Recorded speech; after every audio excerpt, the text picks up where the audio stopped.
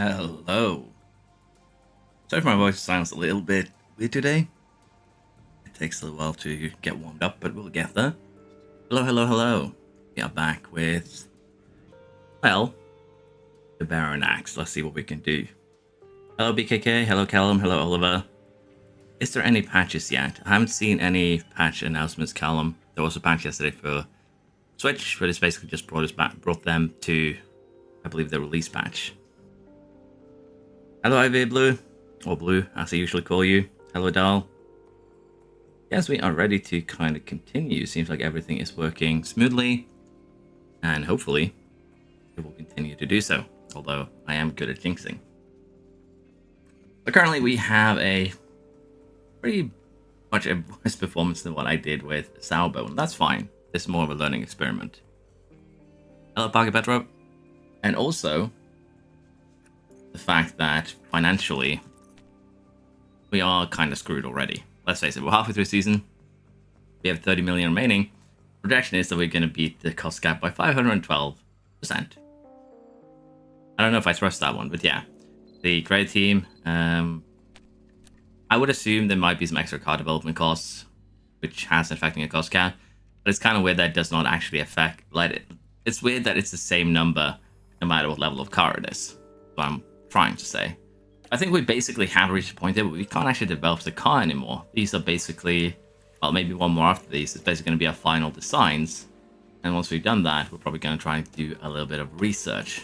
Because, well, it would be nice to research for next year. But on the flip side, we don't really need to because the regulations are just for the chassis and just for side pods. And as I mentioned last stream, we just need basically one safety period on side pods and 1 or 2 research projects on the chassis. And then we're all good. So, last time around, I believe Austria was a pretty miserable experience, but I'm also seeing Behrman growing insanely fast. 8 points of accuracy, 3 points of adaptability, 3 points braking, 1 point cornering. So Behrman has gotten 8 points over the last month. So it seems that Piastri being rated 84 isn't really a big deal because he does grow pretty quickly. I don't know if we can see it in this save, but by the time we actually got to the end of the Sauber save, Piastri was rated 88. So, yeah, Piastri can grow incredibly quick. Seems like most young drivers can. In this game, growth is way quicker with the mentality. So, yeah, it's a little bit of an interesting situation for sure. Hello, Miss World. Hello, Damien. Hello, Pippo. And I do not want sponsor work to get more money. No, you're locking your sponsor contract at the start of the season. So, basically, the only way we can get more money is just to make sure that we reach engagement targets. For this month, we will. We just have to wait for the next 4 weeks to pass and get the full engagement points. So yeah, we can't really get any more sponsor money right now. Winning every race with Ferrari is so easy. You really should, Callum, but yeah, it's good. Hello, Sheriff. Mickey Meister crashed 3 times and I'm in Imola. 203 gearbox and the air is all gone. That sounds like a bankrupt scenario tube. I'm good today. Just been struggling with sleep for the last couple of days.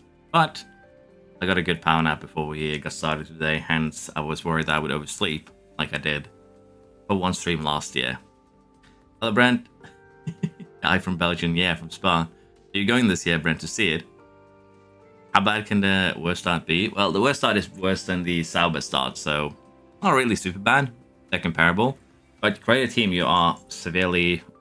The creative team worst start is way worse than the Sauber start just because you have so much less money. Again, if this was comparable to Sauber, we would have about 62 million left of the cost cap. Because for some reason, creative team gives you 32 million less. Yeah, I think we're ready to set up the pit crew, and there's already been some questions like, how should I do the pit crew? What should I do? What should I focus on? And I personally do mostly just focus on the error chance, but as you can see, we don't really have much we can go on with the pit crew because of the fact that our sporting director, I believe, is fairly unhappy with us. So you kind of might be limited by a sporting director like we are here. But in general, what I would recommend, or what I personally prefer, is focusing on the chance of error until you get it down under 10%, as that will generally just make your life a little bit easier. And other than that, once you reach that 10% or so, you can start working the estimated pit stop time down to probably 2.5, 2.6 seconds. And the reason why I would recommend waiting with doing the estimated pit stop time is that the closer you get to 2.5 seconds, the less effective each training becomes. So currently, if we were to train, we gain about 5,000 for each training session. As you get closer to 2.5 seconds, that's going to go down to just 3,000, which means that you only get 60% of what we currently get. So that's why I would recommend just waiting a little bit and get it done a little bit later on. There's nothing necessarily bad about it. It's just depending on how you prefer to do things. So in my case, I prefer to get the average chance down because it just feels more... It just feels better to be able to have, rather to have the, trying to avoid pit stop issues for when they really, really matter. But yeah, mentality-wise, we are kind of scuffed at the moment. I think the main thing still is that everyone just hates each other, our performance and the staff. So, and again, this is very interesting because Bottas had no problem with car performance or the staff, even though he was probably the highest rated member on Sauber. So it's a bit of a weird one. Hello, Dean. They need to fix Money Man. It's a problem. It could be intentional, but since they don't warn you, I would hope that at least just add a warning in the future. Think you can beat Aston by the end of the year? Doubtful. We don't really have money for any more upgrades, Floof.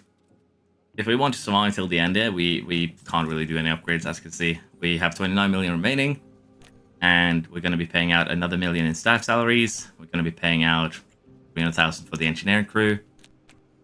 Going to be paying out another 200,000 for the pit crew. So now if you add in this, which is another almost 6 million, basically we have 20 million at this point, and this is the halfway point of the season.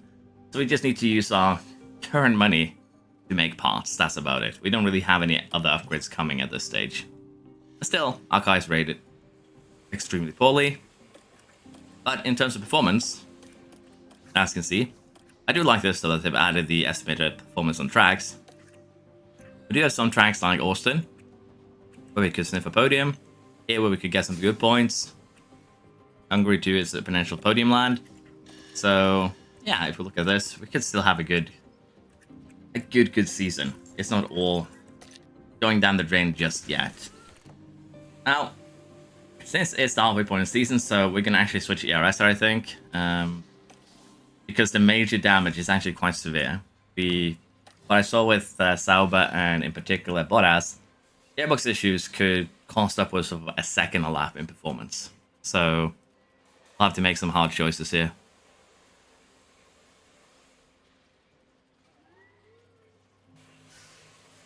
Perfect break watching this stream between two practice sessions. Yeah, I'll rewatch the practice sessions later, honestly.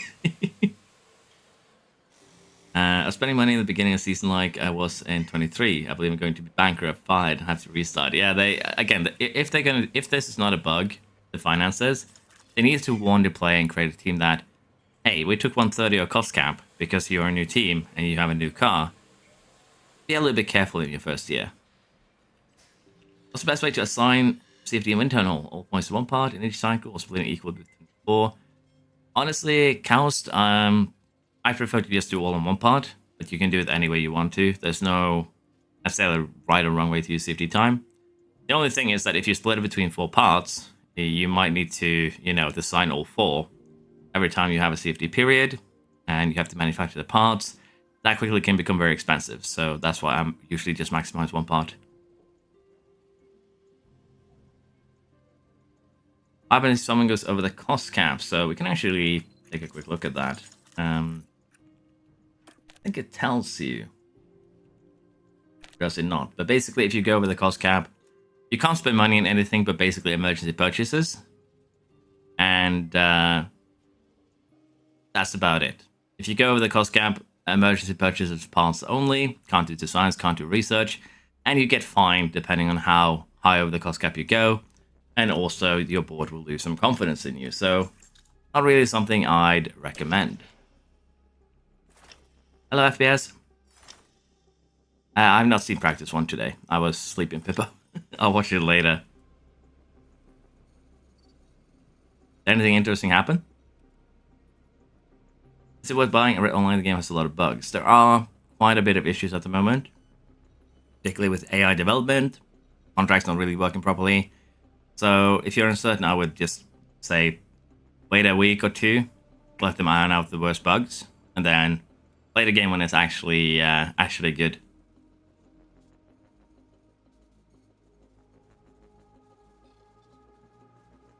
It's a shame you weren't among the select few got a custom delivering game. Nothing is following than most of YouTube. It is what it is, honestly.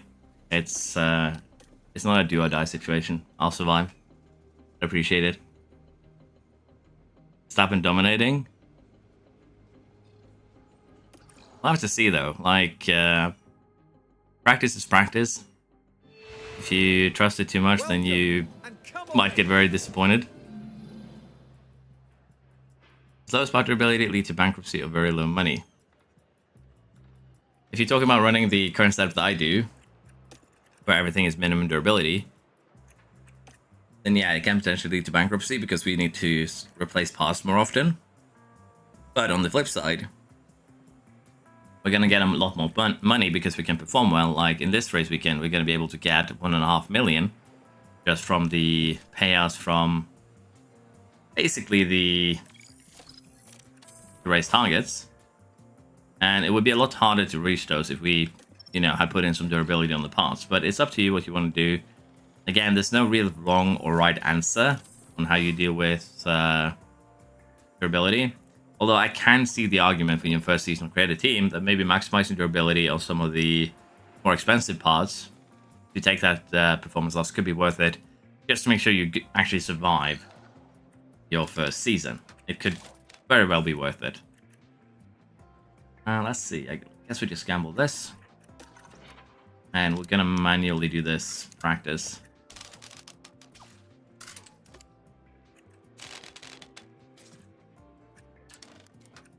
Because we need a decent setup here.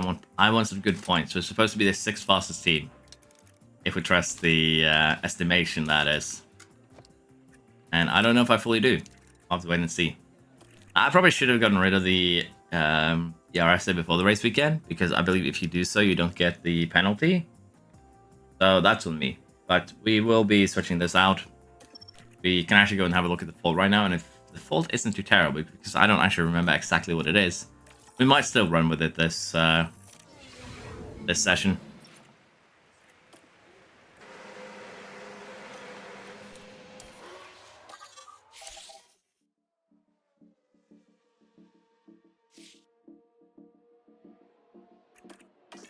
Hello, Kieran. Let's just tune the car down for now, and we'll take a look at the fault. There it is. So deploy acceleration. Basically, the ERS, which seems to be incredibly powerful this year with deploy. We basically, again, with Salba, I was able to get 2.5 seconds on Verstappen with the help of it. Basically, we don't get as much acceleration when we use the RS with this full. So honestly, I'm probably going to switch it out. I'll be perfectly honest. That seems to be the best option.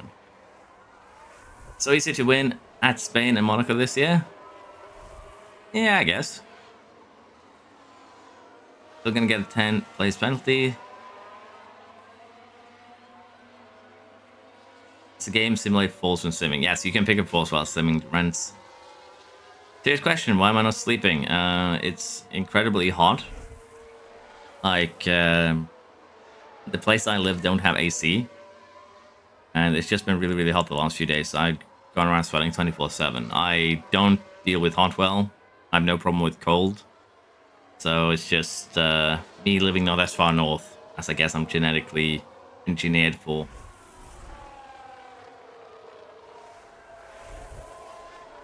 But like show, didn't really perform as well in game, that is. Performed a bit worse than Bottas. Couldn't get his mentality up, so he seems to be a hard customer.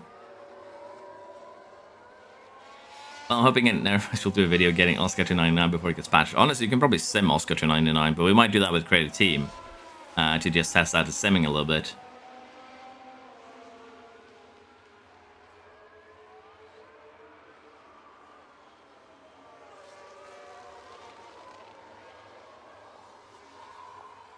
Hello, Lucas. Nice to see you. Living in Igla. finds that too hot most of the time.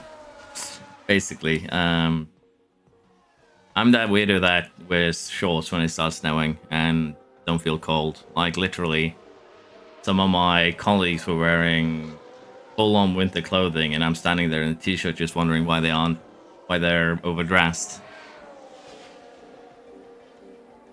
Hello, Lacey. I think it's possible to get V-Carb from 6 fastest to podium contender with the current development. Yeah.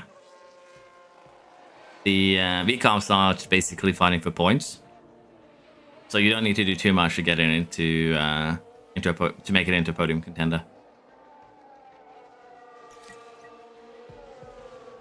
So now, I'm facing the opposite problem. To be fair, though, if I go to Australia during the hot season, I would probably be even more dead than I am now.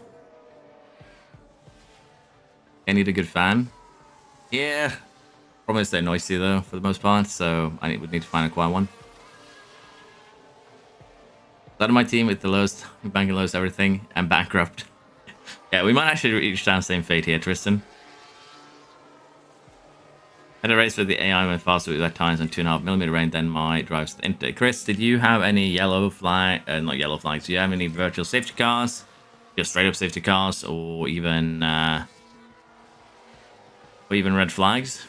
Because the way that the weather works is that you can actually run out of weather, and when you do, the AI will just benefit from whatever the weather was like when it ran out. And they can do some insane things, like I had in 23, I think, an experience in Canada where the weather ran out, the track dried up, and the AI, or rather the track didn't dry up, I think it got stuck at like 1.10mm. The AI went in for soft tires, and since they did it, I did the same because they were so much quicker than me. And I was still lapping a good 5 seconds slower than them in a car that was comfortably winning before this. So that's still around. Do I think I'd melt? Yeah, probably.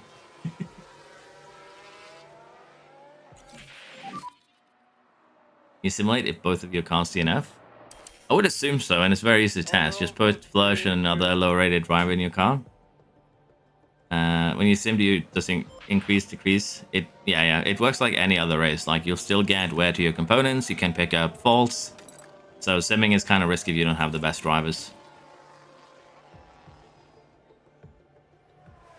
I don't know if this is a problem, but after I skip ranks 1, 2, 3 and do the car setup and then sim quality, it's an issue in the current build, YMI.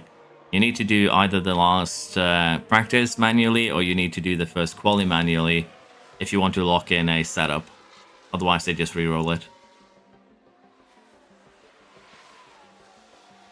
Yeah, if the race is low safety cars and the fast lane in that situation, Chris, I'm pretty sure you just ran out of the weather, which is frustrating.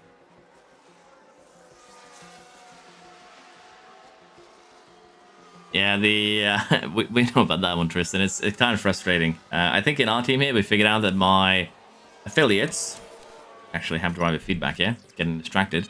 My affiliates are actually getting paid better than my current drivers. So as you can imagine, I'd be pissed if I was a driver driving an F1 car and I was paid worse than some talents that I've never heard about in the lower formulas. So yeah, I don't know. It's a bit of a weird situation, I guess you could say, that they get paid that much, but they definitely did something to affiliates, because in the pre-release build, the affiliates were like the highest level affiliates were getting paid like the same as Verstappen, around 30 million. But after they did our first patch, the best generated drivers, or not affiliate generated drivers, like 90 plus, were paid about 30 million in pre-release. But now they want contracts where they need 120. So definitely done something weird with the contract payments. A lot of drivers have actually changed their contract demands. It's a bit of a weird situation all around. But the contract system is new, and I think it's going to be a lot better, a much better experience once they actually get that ironed out.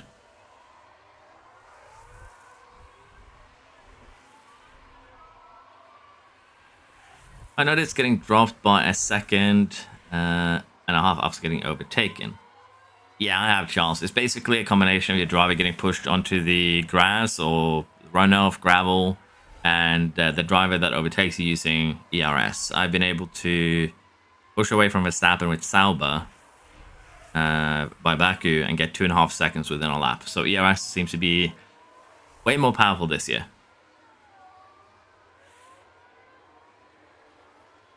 I think Antonelli is OP in the game, as his Mac development could be 88 plus in Season 3. I don't know, I haven't tested his development yet, but it seems like a lot of drivers kind of insane development, provided you you can get the mentality up. But yeah, I wouldn't be surprised if mentality got tuned down a little bit, and also maybe development slightly. I know the editor just wanted some good general guidelines on what to edit, the others to match what they really should be. Good question, I actually messed around with that. AI development hasn't been fixed, but there might be a patch today or early next week. We'll just have to wait and see, Sempo. Is there a reason why drivers go to 7 gear on the straight? Probably bug, I would presume. I don't actually know why they prefer the 7th gear. I'm struggling with engine temps on hot tracks, so you just need to run conserve the whole race to compensate, or is it because Ferrari engine go bang bang?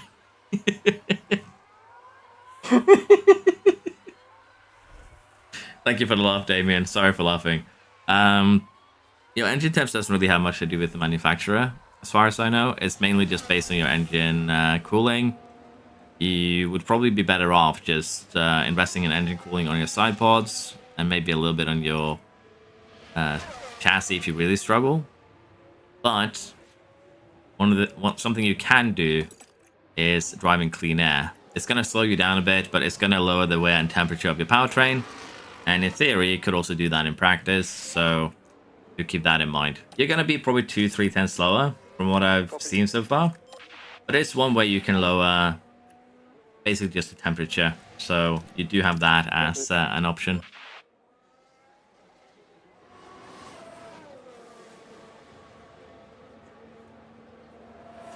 Hello, Jacob. I am awake indeed. Yes. Yeah, I think some drivers have a little bit of a, a little bit too much development. And the interesting part about Piastri is probably they might have overtuned him a little bit because people complained that he was so underwhelming last year, I guess.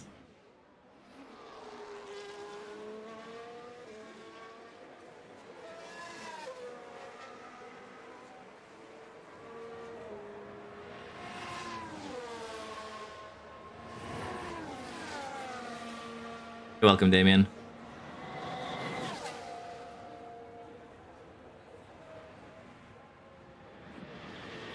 Yeah, it does slow you down some. I was messing around with it, and it does seem to slow you down by about 3 tenths.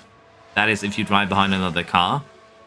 In general, it's not really going to do much if you're driving, on your own like Hauger and Behrman are doing now. Let's face it, they are already driving in clean air. It's basically that if they are driving between, say, Hamilton, let's say Hauger catches up, we can probably kind of make that happen, actually. And Hauger catches up to Hamilton here, if we can make that happen, or, basically just get him close to another car, you'll probably see what I mean. So, let's see if we can actually get close enough here.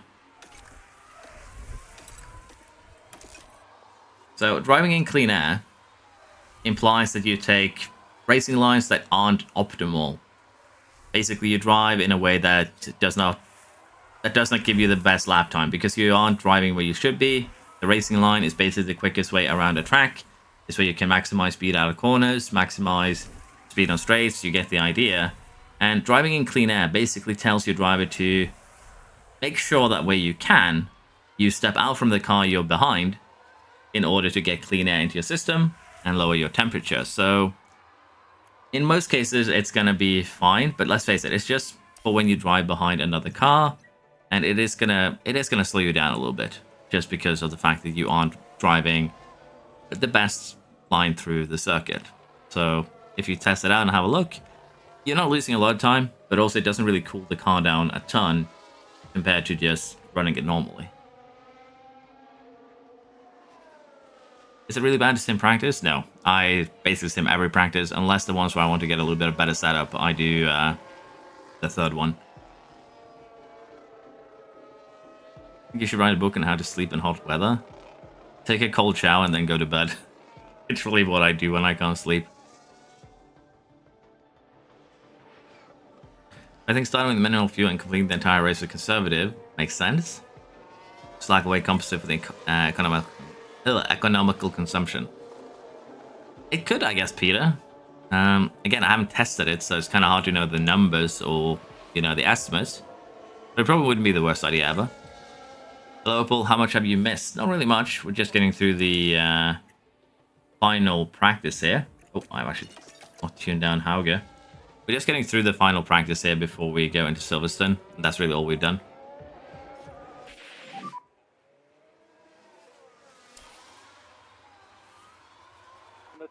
Up there. Due to abysmal Ferrari strategy, Leclerc was demoralized. Yeah, it seems like you can snatch basically any driver you want at the moment, which is kind of interesting as well. If you have the money, you could probably even snatch Verstappen. So I use ERS at the start. I'd say use 50% or so, just to keep up with the cars in front. And basically at that point, you'd usually, you know, end up in a situation where you are getting ERS anyways, recharge, and when they have used up all of theirs, you get the overtake done. So it's fine with using some.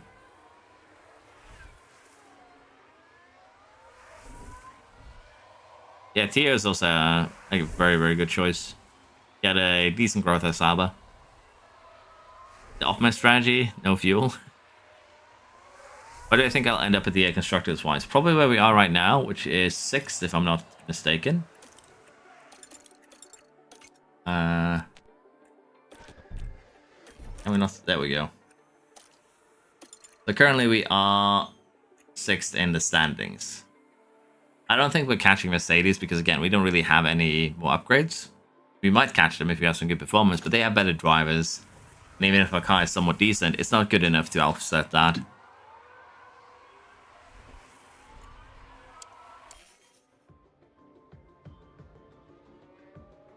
Done it with manual fuel and it works well. We can test it out. F1 Manager, 24 more difficult than 23. They've added a bunch of systems and the AI seems to be at least a little bit better racing this year, Sandra. So it can be difficult, but then again, I'll play on hard. I would assume the easier difficulties are somewhat comparable to last year, but there is some new systems that needs to be... can be a little bit harder to wrap head around, but honestly, it seems to be an upgraded game compared to last year. I'd say that, yeah. Tire issue. Do I have another tire to send him out on? I don't really want to do it though. Is this when we send him out on Inter? They're gonna send 2 tires back anyway, so let's just do this. And we'll call Hauger in too and switch his tire before the last 7 minutes. So I think the optimal setup will remain the same every season for the same drivers.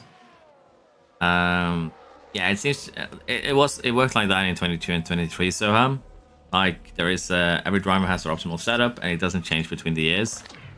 So I would assume it's going to be more of the same this year. So it would not surprise me at all if the setups remain the same. Pretty good.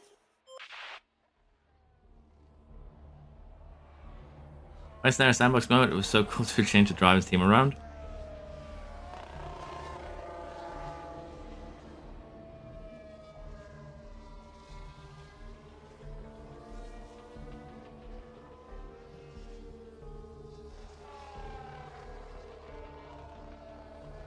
I understand the standard difficulty, but for now, should I put the car development hard? Honestly, since the AI only does suspension and underflow anyways, I don't think it matters much what car difficulty you have. They're just gonna power everything they have into it, Callum, so it might be a little bit clever with a little bit better with the sliders on hard, but for the most part, it'll be very, very similar. Do we think Yama's gonna run out of money? I would be unfortunate if it does.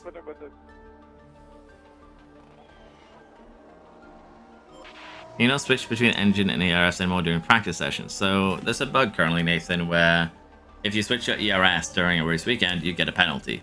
You can switch engine and gearbox, but for some reason ERSs incur a penalty, and it's quite a rough one. Let's be fair. So do keep that in mind.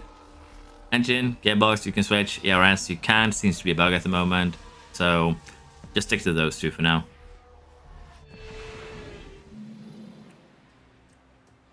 Is it wasteful this year to upgrade safety sim and wind tunnel in the first year? I'd say yes. It got sent straight to L, also known as back of the grid. Yeah, we're about to get that same treatment, so don't worry, Nathan. I made a mistake in not changing Behrman's ERS before this race, so we'll do a last to 10th maybe challenge with him, because it's going to rain during the race, so this is going to be very, very interesting. Yeah, we're going to replace this for sure, and I guess we could put on a new engine here, just to give him a little bit extra oomph for this race weekend. And for Hauge, he's just going to have to live with this, and then we'll switch it out going into Hungary, I think. So yeah. It is what it is. Let's see if we can actually do something good during quali. Teams are holding a bunch of money in the simulation? Well, most teams, but like Haas seems to very often run a deficit. So some of them have money because they have insane sponsor deals and they can't really spend it all. And then we have Haas who, you know, just self-immolates to some degree.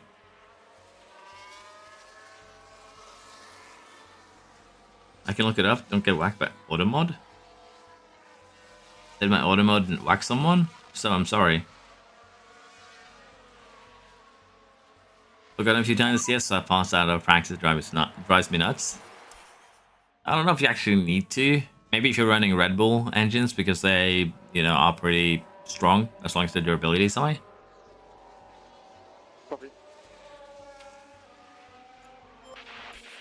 Have I played Black Desert? No. Do you put your worst routes on for practice sessions and change them back for the best qualifying race? I haven't actually done that this year. It seems like you can have actually a pretty good, you know, yeah, even without doing that. So it's basically, if you do that, you're going to be sacrificing some pit crew training due to fatigue gains. And that's kind of why I've elected to just not do that. I already have a very, very bad spawn director. So if I were to switch components back and forth, we would probably be, well, 3-second pit stops by now. And probably 15% chance of error. So that's a choice you're going to have to make. Make your pit crew suffer or have fresh components for race weekends.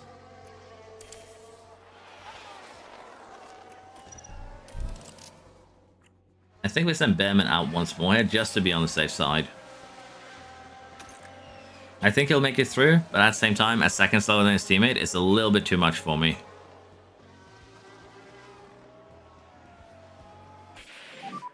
And he improved. 2 tenths by now. Copy.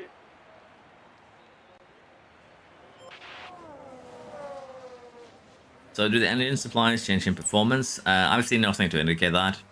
Hence, unfortunately.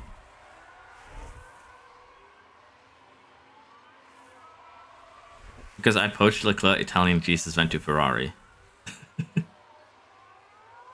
Yeah, the component building is good for getting, like, component switching is good for getting a little bit extra performance in the races. But I don't think it's really worth it unless it is that little bit extra performance you need to, say, win. So that is my thoughts on it anyways. Max and Alonso to Red Bull. Well, that should be insane.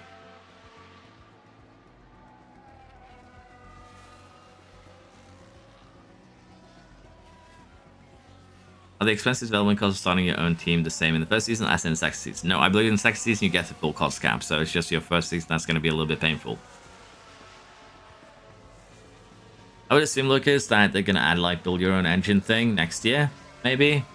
As that is going to be the selling point, like Creative Team was this year, if they do make another game.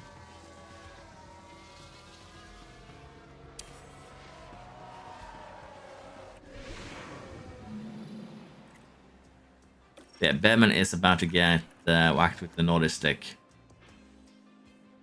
I guess we just use another fresh set here for Bearman. But we'll try and get Hauger through on the used one. If not, we'll use another fresh.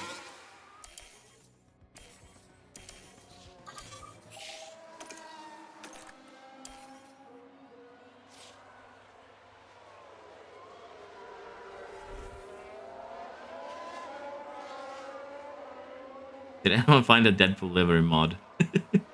I haven't seen it. It's just DLC? Yeah. What's my dream F1 manager game? Honestly, my dream motorsport management game would be if they just kept on upgrading motorsport manager kind of in the same manner they've done FM. Like when motorsport manager came out, just keep on working on it. Get us some upgrades every year. Make it amazing. Add to it. Get the F1 license. Boom. This is also great, but I think, let's say they probably wasn't popular enough even. So, I don't know. I think Motorsport Manager could have become amazing with a little bit more work.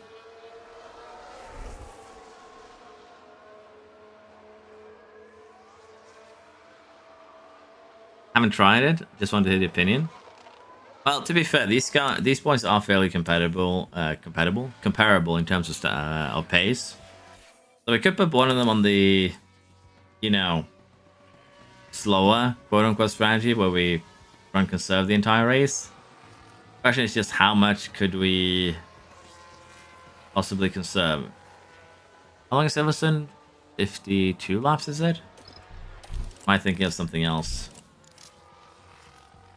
We're still over a second behind. That's the scary part here.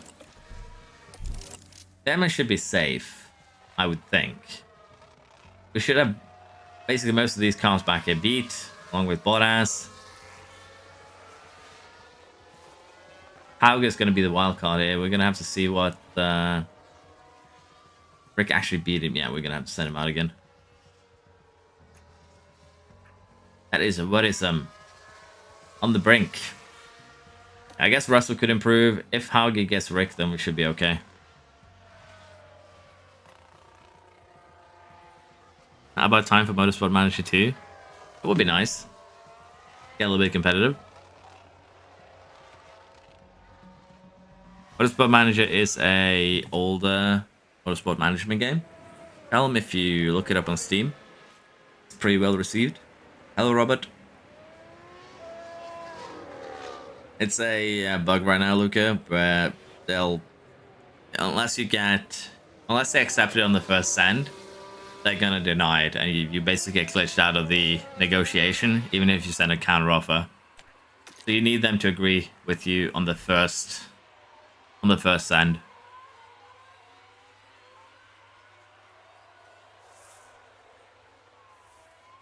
And if you're but you love Green Bull F17, that depends highly on what engines you're using, Floof, because we're using Mercedes engines, which are the worst when it comes to fuel.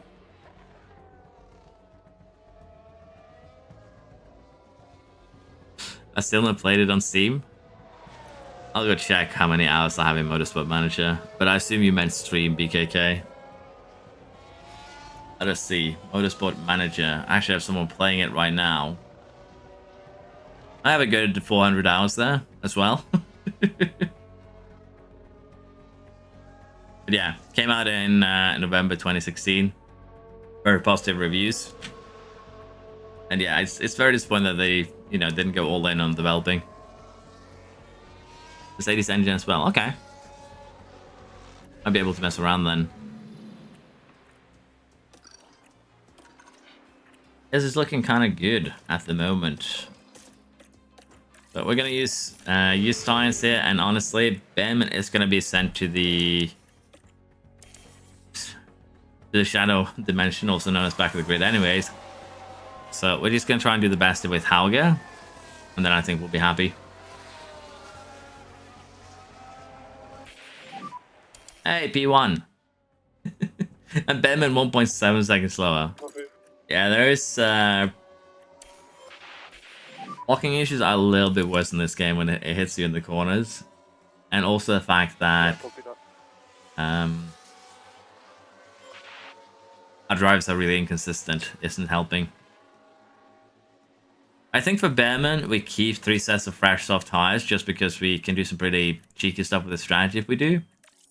So we're just not going to send him out again. For Hauger, I think we gamble on sending him out for one more run towards the end. Now, currently we're looking very, very good, but I would assume the rest is going to improve. So send him out for one more run at the very end here. And let's see, I think we just slot in here. Huge amount of free space, shouldn't be too many cars in the way, hopefully. We can pray at least. And it does get a clean run, but is it going to improve enough to catch Science?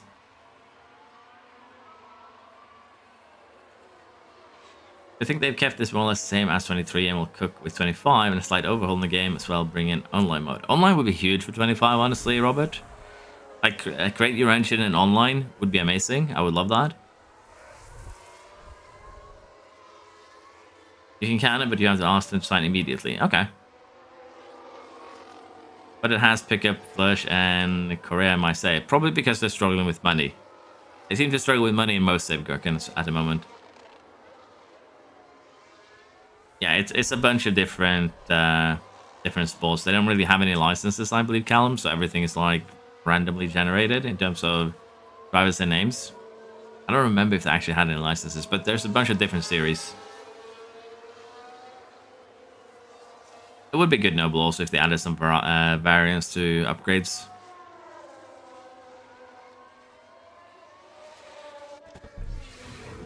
Out of the park, better.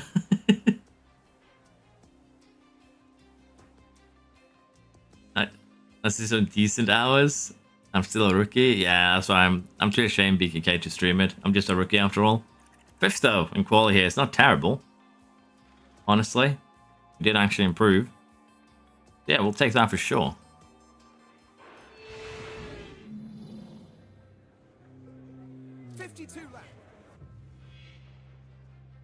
Now, have you seen the mess it is to season ending transfers? On Giannis, they've only 3 drivers kept their seats. I think the mentality feature is a little uncalibrated. It seems to be very bare bones right now in terms of what makes a driver happy and what makes a driver mad. Oh, Bearman, why have you been sent to the Shadow Realm? And we start with Rain. I think the play is very simple. Go full attack, try and get as many places as we can early on, and then we pit for a new set of inters. Maybe not full attack, maybe aggressive instead. Gonna make us a little bit slower, to be fair, but it's fine. And we definitely save too many soft tires. Although, to be fair, we're also going to be quick enough here that running standard wouldn't be an issue.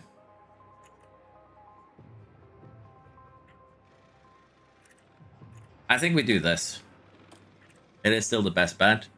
And it's actually what Bearman or Hauge is going to be running anyways. So let's just stick with this. If he can stay with the cars up front, we're going to be very happy with him.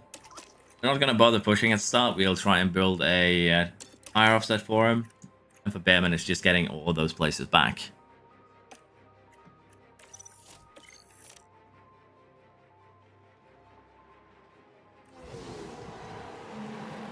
I guess the next stream is going to be out of the park baseball. I did forget to... I wanted to actually get the real sponsor mod up and running. So maybe I'll try and get that sorted for next stream.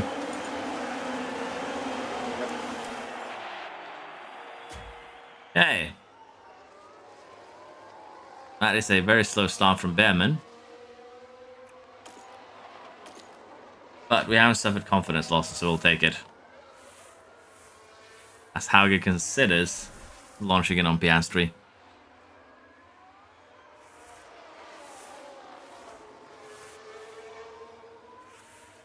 Verstappen dominating every save. Yeah, he dominated my Sauber save, insanely. I think it's just a consequence of him having the best car, and whenever he's enthusiastic, he's straight up gonna have 100 overall. So there's nothing really you can do to, you know, outplay him. He's just gonna be better. It's just that simple.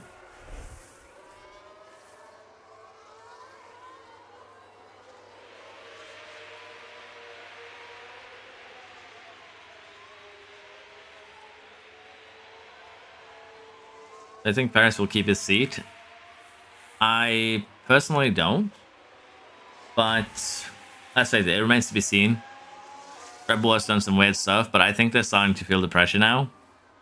So unless Paris gets a race win this weekend, I think he's going to be announced that he's stepping back, or, you know, some sort of nicely worded sentiment about how he's not going to be running with the team as aggressively anymore, something like that. Not really getting much done here with Hauge, and the confidence is going to go to the bin because, well, these teams are just quicker on the wets. The sponsor mod in Milan is basically just a mod that replaces the sponsors in-game with real ones.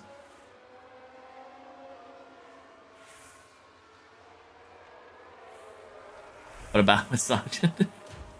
Yeah, Behrman is not having a good start to this one, I'll be honest.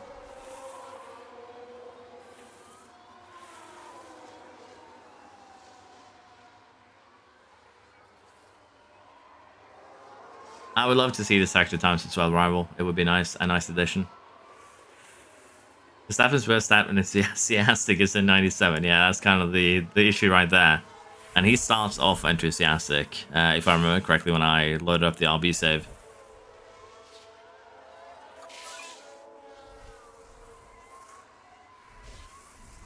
That would be such a Paris move to just start winning. To be fair, I think it seems like Paris' weakest aspect of F1 is not necessarily his racing. It seems to more be his mentality.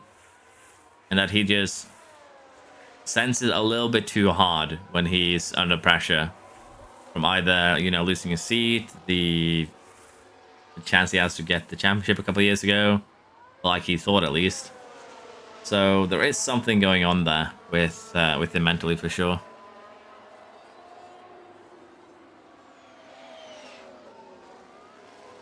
Probably Rick, to be fair, or Sainz.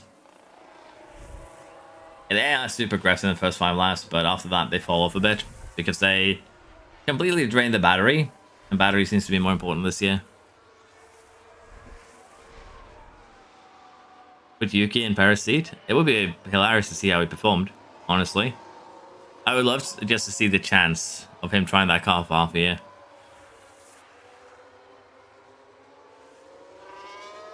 Like current known bugs, I should keep an eye out when playing the game. I'd change the ARS before Q1 is obviously a grid penalty. Yes. Also, the AI isn't developing properly at the moment, said guy. Contracts are a mess to get through. There are a few annoying issues to deal with for sure.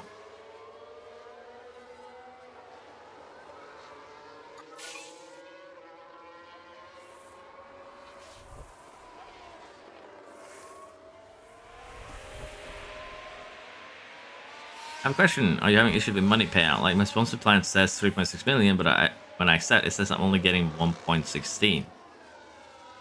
Are you talking about the sponsor plans themselves? Damn, Behrman, you are getting ratioed by the Sauber here by show.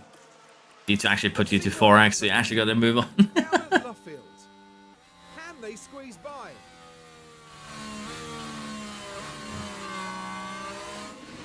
At least we got by now and we can start hunting down some of the other cars. I'll take a look at the sponsor plan later, Corey, after the race, and then we can go over it. But engagement money is paid out over 6 weeks, if that's what you're saying. So you don't get them immediately. It's going to take a little bit of while to get that money paid out. No, AI development has still not been fixed. Might be a patch later today.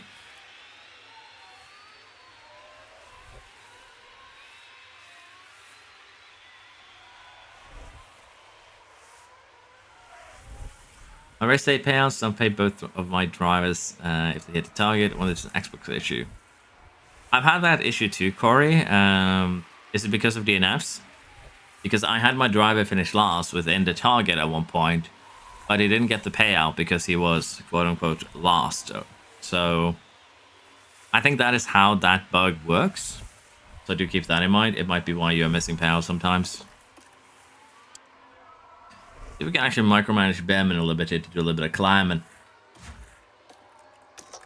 We'll also give Hauger a little bit of a push here, see if we can get past Rick. Behrman does have high confidence, let's turn him at least up to medium.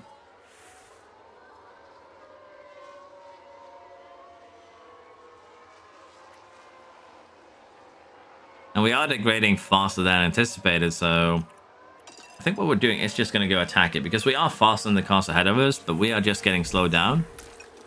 So we're going to go attack it, we're going to just burn these tires down, and we're going to run the next set on light. Because we should be able to just about keep them within temperature.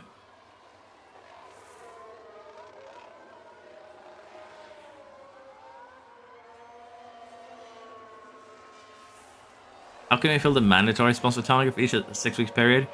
When you pick your secondary sponsors, Milan, some of them will have a mandatory target attached, and the sponsor will put that in when they want it. So it's nothing, you don't control that, the sponsors control that, so it's nothing you need to be worried about. They'll fill in all of the so-called mandatory targets when they want to.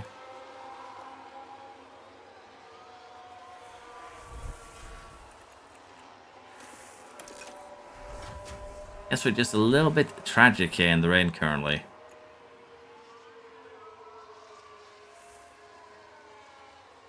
Yeah, there's a bug with that, Ryan. The contracts.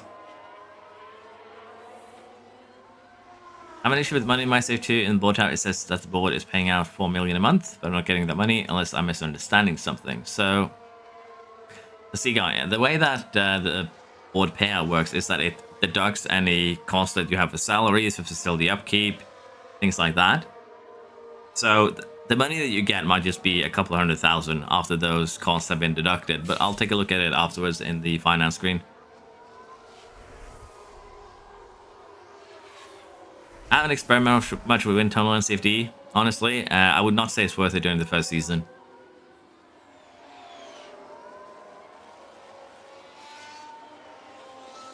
$10K as a racing bonus to 19 plays can make you sign people like Max for less than 10 million a year. I might need to mess around with that. I do have a Discord, yes. You can find it in the description. Or BKK will be nice enough to link it to you. Thank you.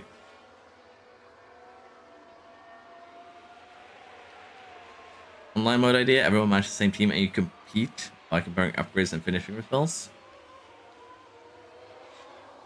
That would basically just be a some sort of story mode. What's the best way to develop the car quickly? In my case, James, I think just cornering. Kind of like last year. One race each. Someone is going to not sacrifice. Someone is going to sabotage just straight up that BKK. You know that, right? Someone's going to think it's very funny to just throw all the hard work away. Go, no confidence, high overtake aggression, bend it into the wall with both cars. Overheating the engine not cost you? Yeah, it's not great, but it's not a super bad overheat at the moment, so it's fine. But to be fair, we probably should go back to balance now. We do have a little bit of negative fuel balance. But this is mainly just because we're running close to the car in front rather than the fact that we're pushing, so it's not terrible. Alpina Circus. Amina's leaving too. Relay race mode, yeah. What channel should I put that in? Just put it in Showcase Quarry or Help if you're looking for assistance. Should be a help and tips thing. And F1 Manager.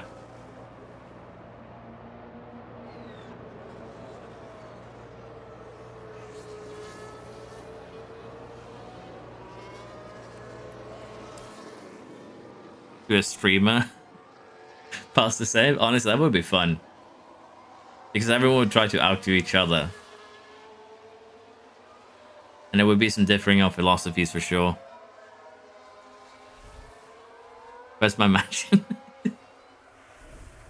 I haven't become bigger than PewDiePie yet, BKK. Remember. It's just a few more million subs. Yeah, you can underfuel the car to keep temperature low, for sure. Right now we're underfueling Behrman's right now we're underfueling Behrman's tires by the looks of it. We might actually have a puncture because I was distracted again. That's my fault. To be fair though, after the release day patch, we haven't had any explosions, so maybe it's fixed. This never happened when I did Sauber. Verstappen had like 2 mechanical faults over the course of the whole season. That too was also kind of annoying though. Verstappen was just so incredibly consistent that his car was just like, yeah, with a consistent gang.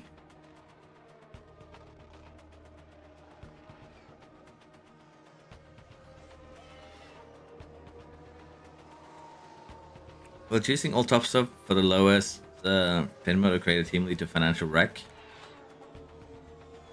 Not necessarily, but keep in mind that your drivers and staff have salary that you need to pay. So if you pick someone that is, you know, 60 million a year, you're probably going to end up in a little bit of financial trouble. So do keep that in mind.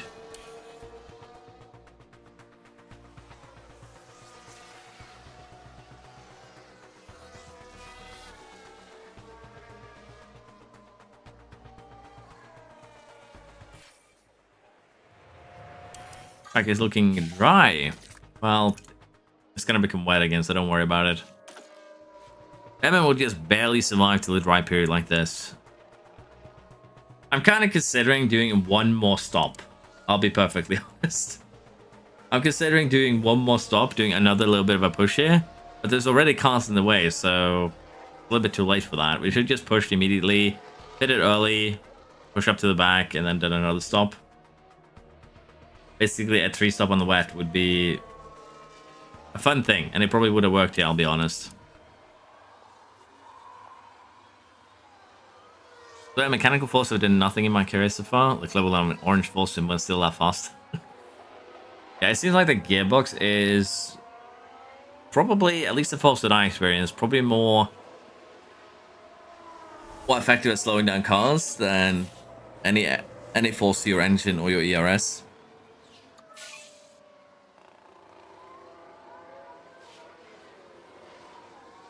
Well, we're currently running around with a permanent, or we were running around with a permanent full and Behrman in practice, so we did get a bunch of them.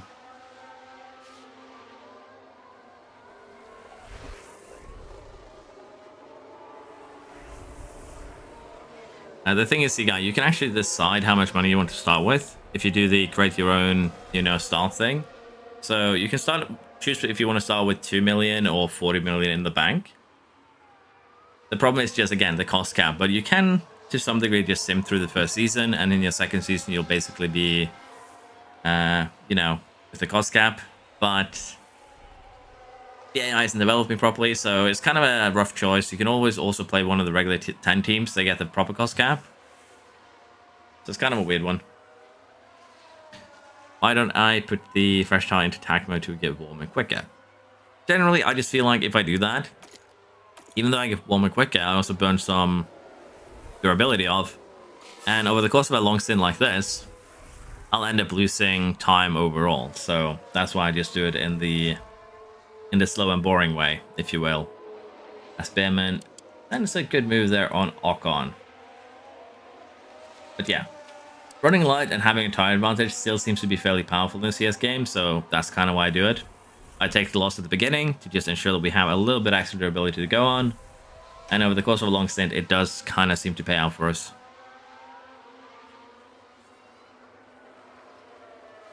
I would not know see if any potential AI upgrade would fix only new saves. It'll depend. Some saves, some fixes were backwards compatible last year, some weren't.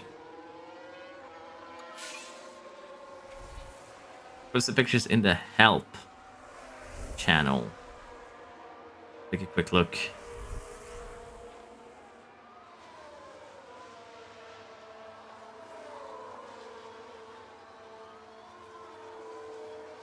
That does seem to be a bit glitchy, yeah.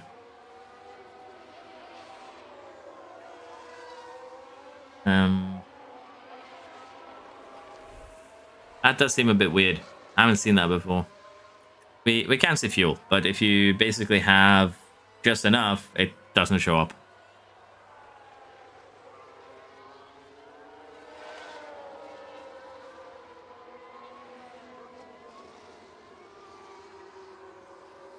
I would play with a real team at the moment, yeah.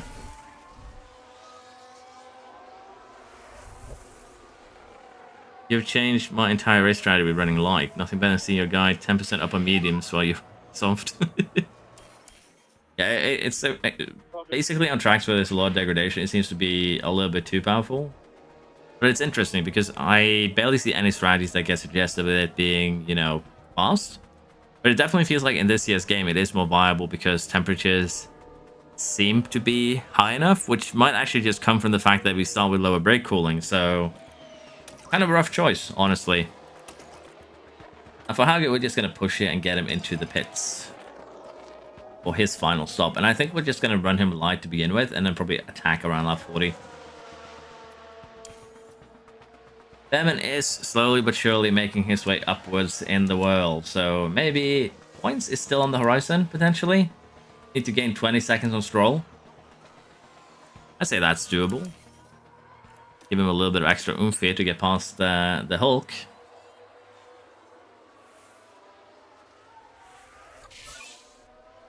Yeah, there is still a way to see lap delta. It is right here. It's just that it doesn't show up unless you know, have a positive or negative one. If it's just enough, it just vanishes. Hey, we're actually going to go ahead and pit now. As Alonso overtakes us. Behrman finally wrestles his way past the Haas. Triple save isn't going well. I'm only 7/10 out of Norris. What a tragedy. Needs to be a second or more, otherwise unacceptable. In my opinion, what would be a best team to do a career with? That question is always interesting because it depends on how good you are at the game, what you're looking for. If you're looking for, you know, a challenge, something relaxing. So I'd like for you to elaborate a little bit. What are you looking for in your save? Are you looking to learn the game? Are you looking to try a little bit of a challenging one? Do you want to start out as a point contender, go for podiums with development, that sort of thing? I mean laps instead of kg. I think it's always been kg. Yeah, I guess that. That would actually be kind of nice. Yeah, it doesn't really say much here. Like, oh, we use 1 bar of fuel, 2 bars of fuel, 3 bars of fuel. Yeah, it's kind of hard to estimate when it just does that instead of anything else. Let us tune down Hauger a little bit. He should still be relatively fast, I would think. We'll see. This was the outlip. Unless he had an incident while I was looking away, but I assume this is just him pitting. Again, I really need to move my chat. So we're gaining on Alonso, we're gaining on Rick. Stroll is pushing away from us. I'm still happy with this, although to be fair, we're probably just gonna run 5 laps and then start pushing. I think that's gonna be a good compromise. As Behrman is inching closer to Sonoda. Looking for a bit of a challenging career, trying to fight for last point position while trying to learn the game. Hobby could be a good choice for that. They'll be able to fight for points, and with a couple of upgrades, they should be able to fight for 5th and 6th, and then basically halfway through the season, you should probably be able to fight for podiums. Not Red Bull, but the VCarb RB. Other than that, who's the team that is lower rated? Williams could also be a good choice, so probably one of those two. Be a good choice, Lewis.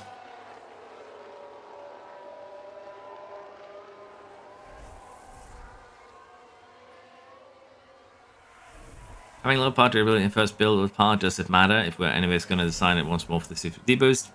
It only matters if you're planning to use it while you wait for the proper part, if you will, cows. But I just keep it minimum durability because I do like to rush a couple of underfloors after the first build, so I can score a little bit of money back from using that.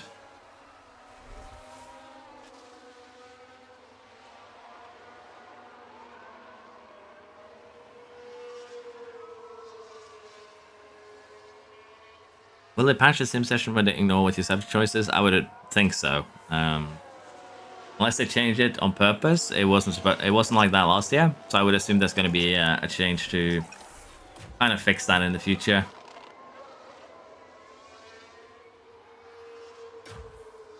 Let's see if we can get Sonoda and start hunting down the Roselle.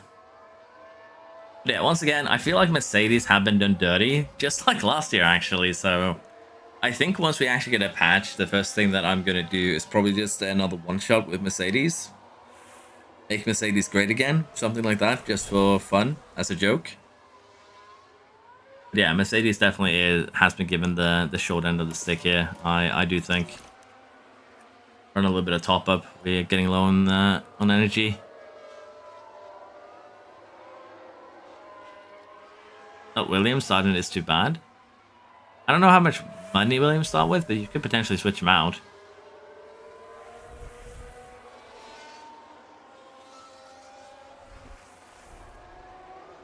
5 DNFs in a row, that is unfortunate.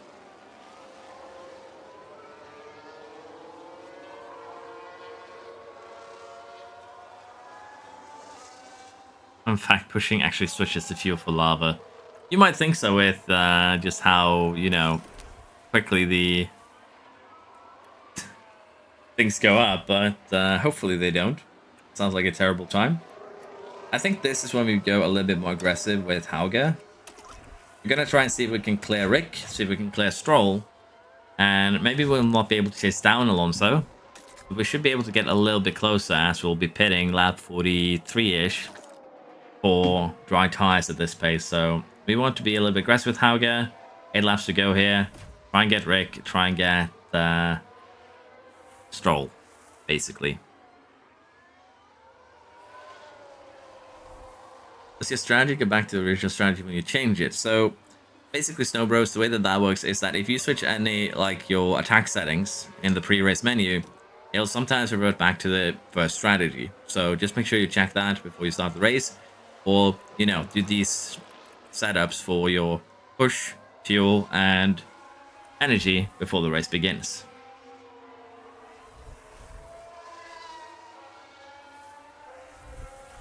How do I fix the game when it just freezes mid-race or practice? So I have had that happen just once, Vernon, and in my case, it worked if I just saved and reloaded. So for some people, that seems to be working. For others, it doesn't. So try that first, and if that doesn't work, you might have to just go back to an earlier save, unfortunately. Damn, Rick is fighting this.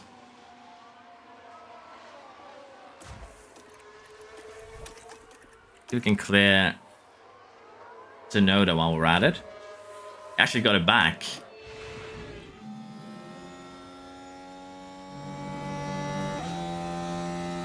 Any ideas how to sign Kimi as affiliate with the bug? Just make sure you give him a contract he accepts on the first try. As long as you do that, he will be happily signing with your team. Emin gets Tsunoda while we're looking away. Now we're watching the action closely. Not really, Alan. Unless you have drivers that really wreck your car every weekend, you should be fine with the level 3 factory. And the overtake is made.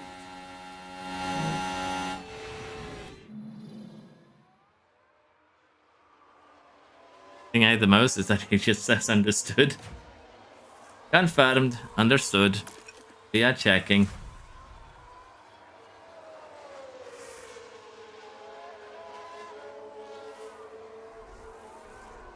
Come on, just leave him behind. We need energy also to get Stroll.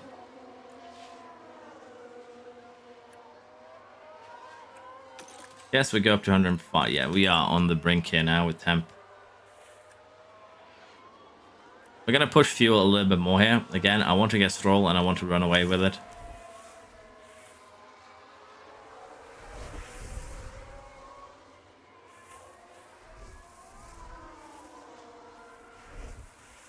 -5 laps of fuel. It does sound like a good experiment though, Floof, I'll be honest. Thanks, did try that, but unfortunately game autosaved I can't reload or play it at all, because every time it reloads it stays stuck. Try and reload it again, Vernon, and then just click or press space once. save again, and then reload the save. So I run out of fuel from an overtake, or rather energy, not fuel. But yeah, try and reload the save where you're stuck. Press space once to kind of unpause, save, and then try and reload the save. Because in my case, I just spammed space wildly because everything was frozen, and when I saved and reloaded, it worked again.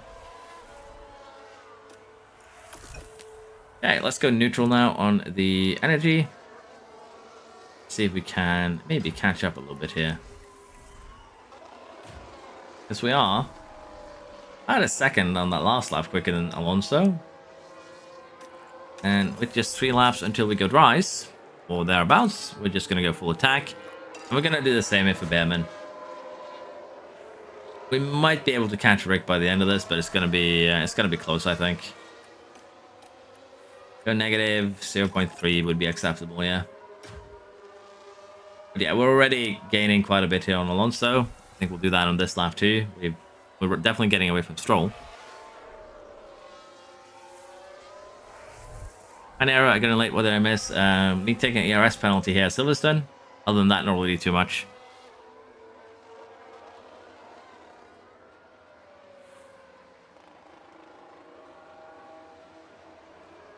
Okay, so about 30 laps, I mean, you should be good. Loof. Well, to be fair, Baku is like safety car heaven. Hey! Yeah, crashing? Not quite sure what's happened there. Of course it is. The 2 cars in the back, and Haas and Gasly. Cars there, unable to keep out of each other's way. Oh, well, that looked like Haas was gonna slide and slam into him again. But yeah, for Hauge here, he's running a couple of seconds quicker right now than Alonso, so we might be within striking distance come the first couple of pit stops here. It's gonna be good.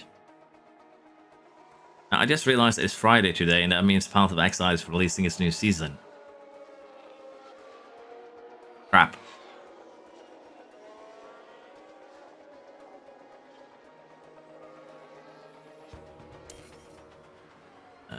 You're playing hard or standard settings. I'm playing hard.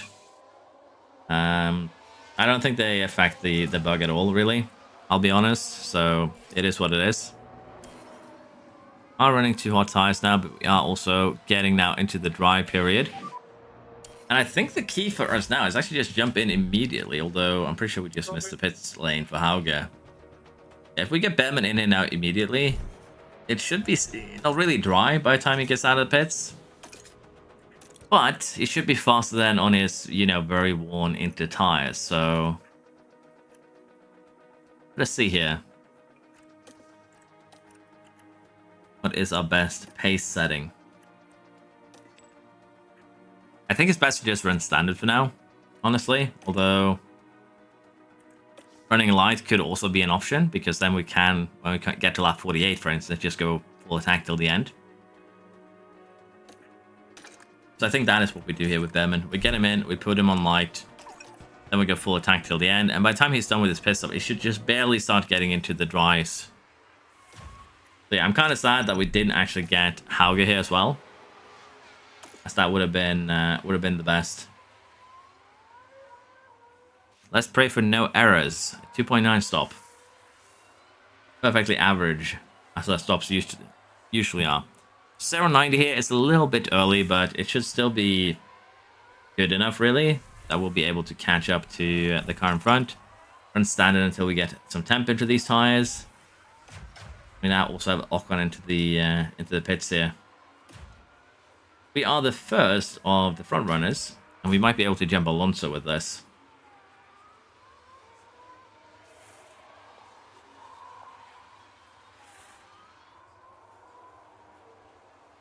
Oh, so wouldn't Easy be ironically hardest for this? Potentially. Who's that having an issue with Am I going to make a Path of Exile build guide? Probably not. I don't know enough about Path of Exile to do that, I'll be honest. Everyone is now pitting, and Behrman still behind Russell, just about. So we might need to give him a little bit of extra oomph there to get by. Hungary, on the other hand, how close are we going to get to Alonso and Stroll here? Probably should have pushed a little bit harder on this outlap as we have a yellow flag. Immediately vanishes. So we did get Stroll at the very least, but we definitely lost out a little bit to Alonso. Unfortunately. As we do set fastest lap with a little bit of ERS push. Yeah, as long as we stay with Russell, we should be able to catch Rick, and then we can fight for the last point. Yeah, I'm a little bit unsure here what to do with Hauge in particular, because I don't think we're catching Alonso. We went one lap too soon, I'll be honest.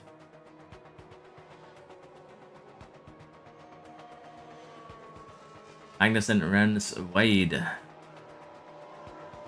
Behrman gets another temporary fastest lap before Verstappen claims back his throne.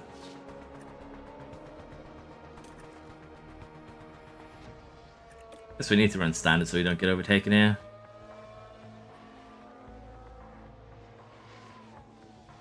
Do my drivers crash every race practice? No. I think they've yet to do so.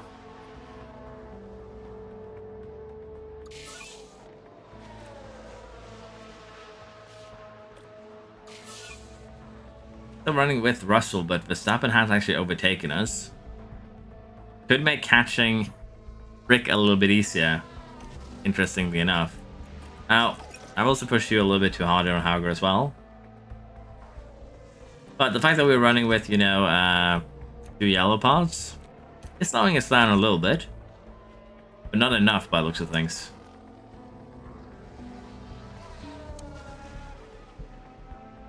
I think we should survive going attack now, and we'll gamble and see if we can catch Alonso. Again, highly doubtful. But we are now in a level where we can go a little bit more aggressive. And I think Behrman is going to be a good one to watch. He's hopefully going to get 2 overtakes done here and get back in the points. Seems like the button is broken. No one is pressing it. Which button? Don't know why every time I get the monthly morale report, everyone's very unhappy with car performance, even though I'm only at Miami and I'm scoring points every race. So, look, it seems like they don't actually care about how your performance is. They only care about how your car looks under car performance. And it is something that I'm frustrated with too, because I have a car that is scoring podiums and race wins, and I'm told that, no, Mom, your car sucks. So they definitely use car performance as the metric to, you know, decide if a car is good or not, and that is a little bit unfortunate for your team, as you can imagine.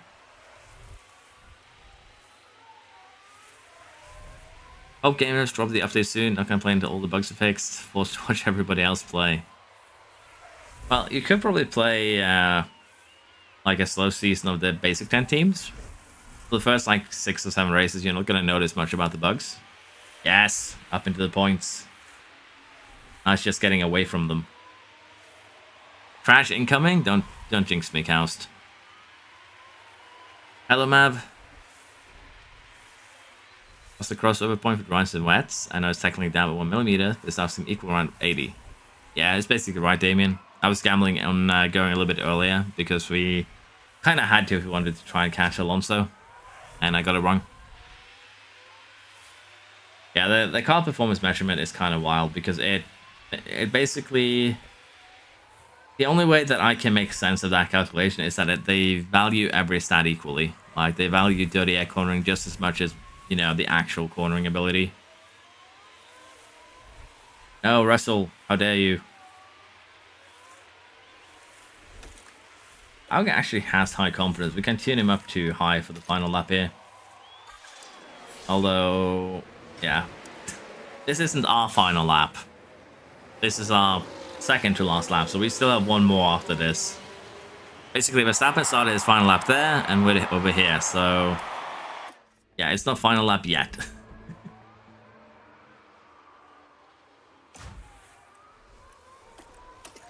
Although, to be fair, it's not Hauge that I need to boost up, it is Behrman. Rick actually got away as well. Can't believe you done this to me. Yeah, Behrman has his last lap here, so that's unfortunate. But to be fair, we gave it a valiant try. Or do we have one more?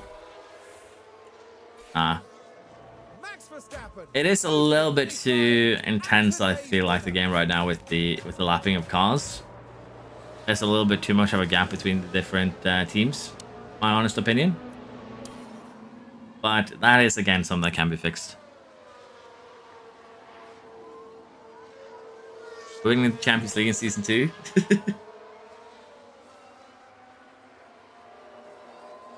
Still in the Metallic feature, have you tested yet how they affected my facilities, Nero? Basically, they get a temporary boost whenever you start a facility upgrade. And it seems like they judge your facilities as a whole.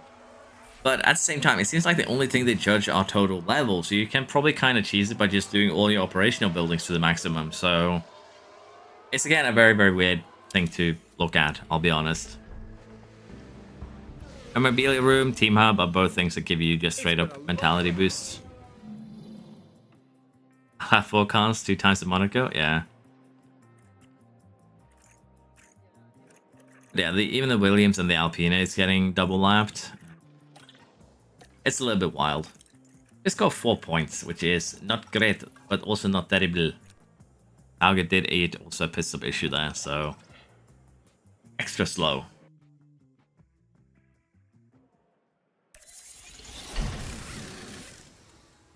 Hey, how are we looking on damage? As it turns out, not great. So currently, we're doing a couple of designs that we've done in 6 days. I'm a little bit unsure how good of upgrade these are. We'll take it with a grain of salt once they actually arrive. It is the sidepod and suspension. So let's go to the warehouse. Rather, let's just go to this screen because it's better to see how many pieces you have of everything. And what I think we do is we are just not gonna make anything other than a rear wing and a front wing. And that way we'll have our slots available and we can not really emergency manufacture, but at least rush a couple of parts if we feel the need to have a better race in Hungary. Why is this a...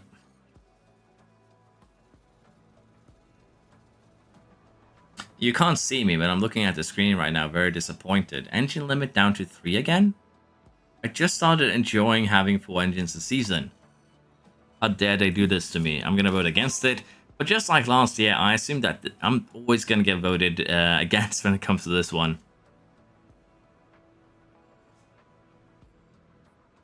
Yeah, you're guaranteed to double after Sauber's first race, even with player input.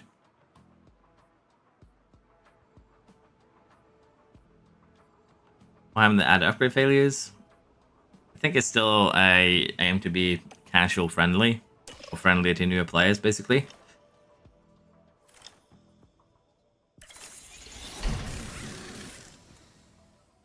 I should have voted for it. Yeah, you're right.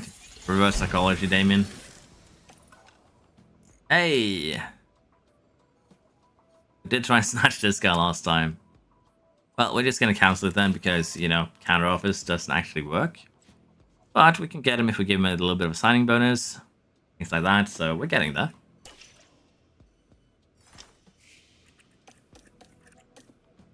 Hawkins to retire. Well, that's unsurprising. Fortunate, I guess you could say. But yeah, we're basically at a point now that I don't think we're going to be doing anything in particular with the suspension and side pods now. We go into the manufacturer screen. We take a look at the new one.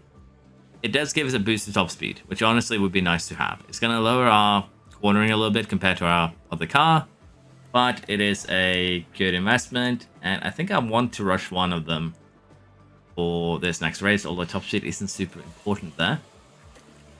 In Budapest, there is one straight where it is important, but then we have Spa right afterwards. So let us gamble a little bit of our, you know, little remaining cost cap, and we'll do the same here for the side pod. We'll also lose some engine cooling, which is not great, I'll be honest, but it'll give us a couple of new pieces. And is there any point in doing anything else then? We do have a CFD period, I'm kind of tempted to try and use it here on the side pods. Get that cooling setup. But at the same time, I don't think it's going to be really worth it. So if we were to do this, what are we actually looking at? Let's say we did something like this. We probably end up getting a little bit of boost to cornering. But at the same time, it's hard to judge. That's the main issue. We could do another underfloor.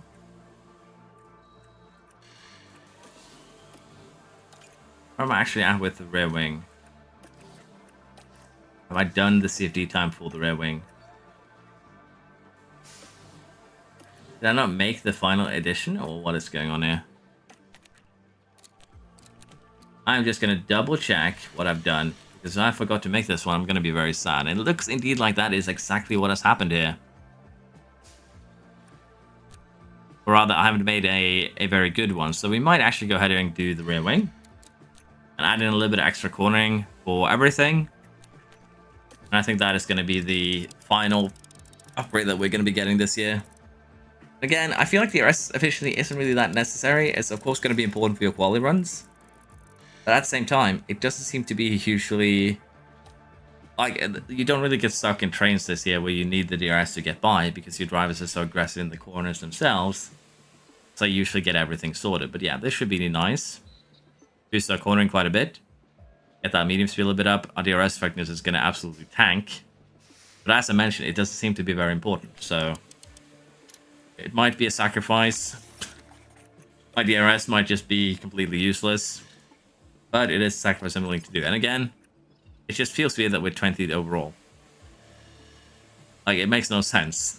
The lowest stat is top speed at 19. So there's definitely some averaging going on here. But it's averaging in a very weird way. Particularly also when you see, like, the lowest rated will be in any of these races is 13th. So, yeah, that one needs a little bit of a you know, fix, if you will.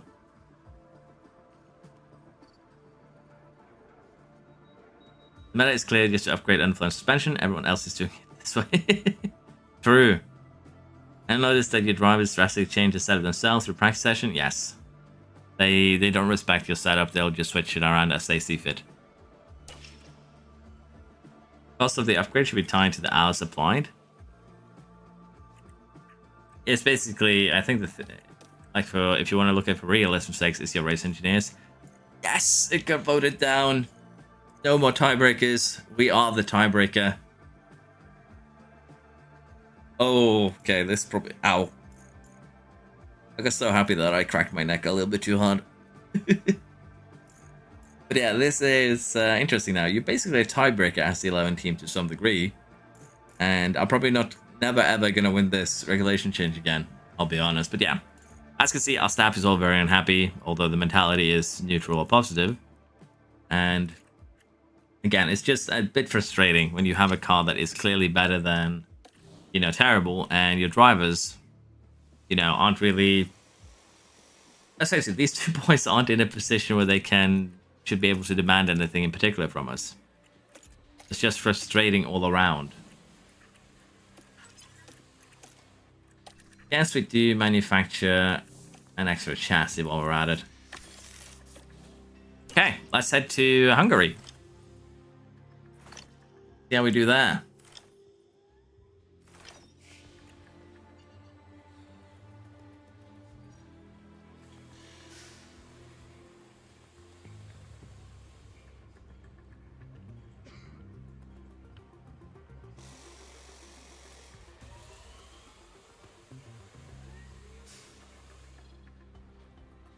Simming practice hasn't changed. The setup is based on your driver stats.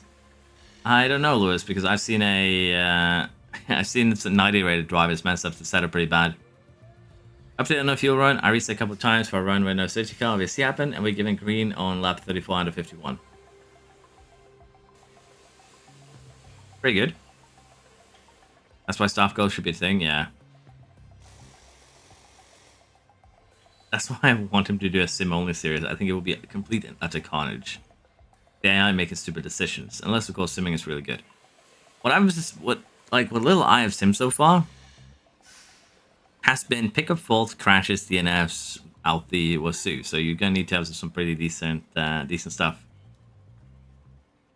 Because someone that hasn't been even been in F1 judge your car performance is the first ever mistake. Yeah, I think at the very least, when you start out, they shouldn't all hate each other. Like, look at this member of our staff. I hate the car. I hate my colleagues, sorry, and I hate my drivers. So the only thing that keeps us alive is the contract salary. You paid very well for a 76 rated. You paid incredibly well for a 76 rated head of aerodynamics. Are all you paid stupid well? $1 million? I guess that is a little stupid, but not super stupid. 1.5? Let's just you, Claudia. Let's pay stupid amounts of money. Well, I know our affiliates are. That's not a surprise, but are you as well? Reasonable. Okay, so the race engineers are reasonable to some degree. But yeah, I want to mention this again. So Hauger gets 2 million a year. Deming gets also around 2 million a year. And if our affiliates, they get 2.3. 3.2. And as you can see, the cost to terminate the contract is 3.9 million. So, yeah, we could terminate this guy's contract, honestly, but halfway through the season, it'll save a lot of money. And honestly, I need to have a little bit of a buffer for when they actually inevitably crash. And of course, we have Antonelli here. He's also not happy with our Sava car. And his mentality is hurt by the fact that he isn't doing as well as he should in F2. So everything is just going very wrong with mentality at the moment. I probably should have put on the piece on the car before we go to Hungary here, but we'll do it during the race weekend instead. Welcome to the beautiful Three Springs Valley, here in Hungary. Sounds like fun to do the sim. Yeah, I feel like in the creative team you should at least start neutral, not everyone demoralized. For renewal, I managed to lower the wages. I should get them new contracts, basically. I'm fired. No. Ridiculous that you lose close to 10 million just from bad comments made by the game. Yeah. You're a teenager, give me stop complaining.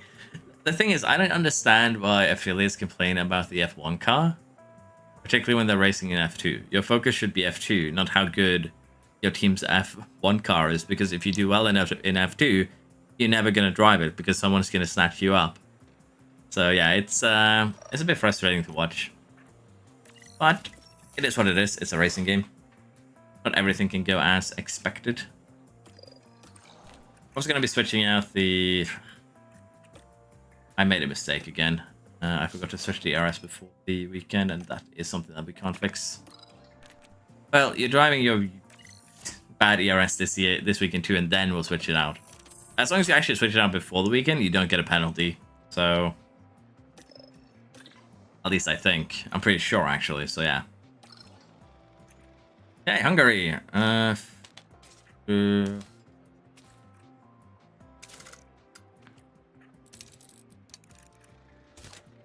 Is that way, or do we think it's the other one? I think we go with this first. We're going to do practice here. You only have soft tires? You only have a medium. Okay. That's fine. That's fine.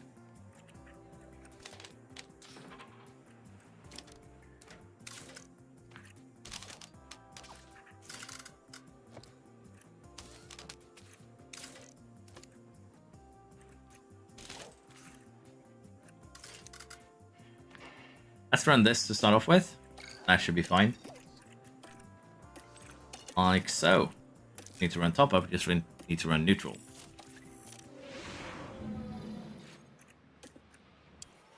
Yeah, this seems like there is some problems with mentality priorities, let's put it like that. So we'll have to see.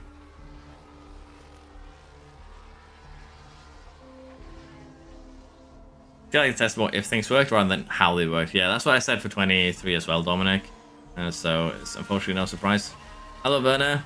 Did notice the scouting bug is caused by scout-based engagement. Has scouts prior, but now have 0, even with upgrades for scout.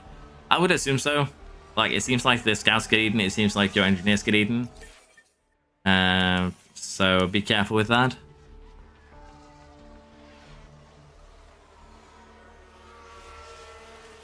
It was only directly before Q1. It's even worse than I thought. Yeah, it's pretty sure it is if you switch anytime during the weekend. ERS. Due to high demand, no update till late next week. I'm gonna go and read this. Thank you for bearing with us while we've been looking into the issues you've been reported. We're hoping to get a patch out this week. However, some of the issues require more time than first anticipated to work through. Unfortunately, this means we won't be able to get an update out to you until early next week. This patch will resolve the following issues: contract offers never being received, AI developing the same car parts throughout the season, and instances of incorrectly applying grid penalties when changing powertrain parts.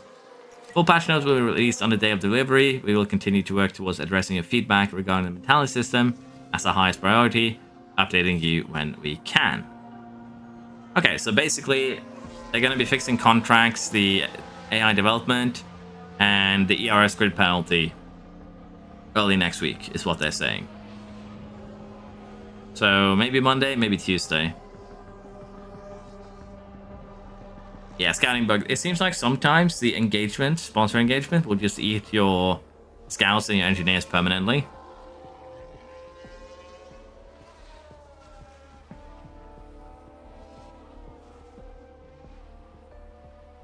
So yeah, we'll get a fix for at least those 3 issues, with our probably one of the biggest ones. But as mentioned, there's going to be full patch notes released. So that does hint to me at least that we are getting a patch probably Monday, Tuesday, maybe Wednesday. It's going to fix those 3 things and probably a bunch of other ones as well, I would hope. But yeah, as mentioned, waiting a week or 2 before you buy the game is probably a good choice. But that means it's going to be even longer until we get the speedrun started, and maybe I need to do what the others are doing right now, which is just to go race by race to have a series that I can continue after things have been fixed. But doing create a team race by race when you do double lap basically at the start is not a good thing. So we might do some simming to see if we can sim Piastri to say 99. Might do that one day over the week. We might do some other things. I am messing around with the mechanical failures, so unless there's some bugs, glitches there, which I haven't run into, I'll have a guide on that. But any proper like playthrough is probably gonna have to wait until next week then, just so that it works as intended. You only hit good here. I also sent you out for a couple laps too few by the looks of things. But this I think should be a little bit better. And we'll give you the second set of softs and we'll fuel you for 20 laps. Hello Bearman, how did you do? A lot better. So we're just slightly off with this one. Let's just try that alone. And how many laps can we fuel you for?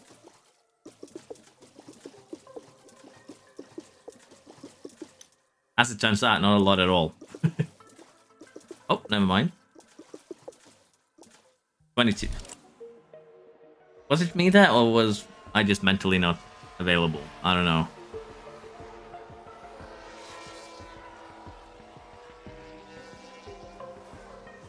They do right, the game is sad. I think they want to do AV development and research the underflow because of past games. We always lose like gigantically on performance. That's fair.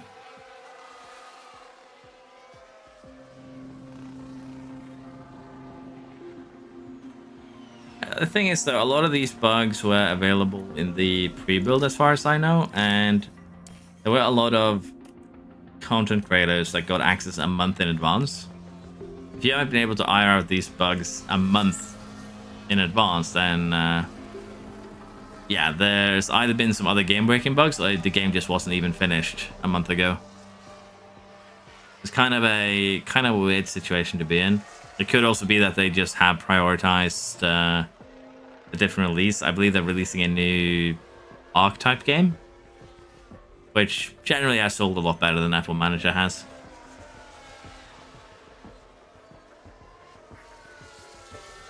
Yeah, 99 rating sounds like a fun stream. I'm down for it. Yeah. I'll have to see if it becomes a stream or if we do a if I do a video on it. I'm a little bit unsure, as I'll be a little bit busier this weekend. But I'll probably stream at least one of the days, either Saturday or Sunday.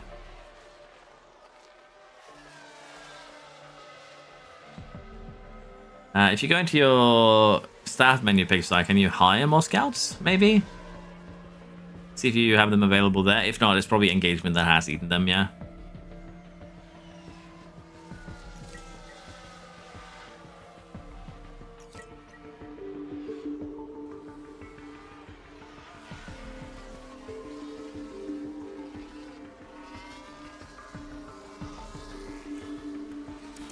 Yeah, I tend to say that when I try to do 3 things at once. Think about an issue and a solution, do something with my hands, and then respond to people at the same time.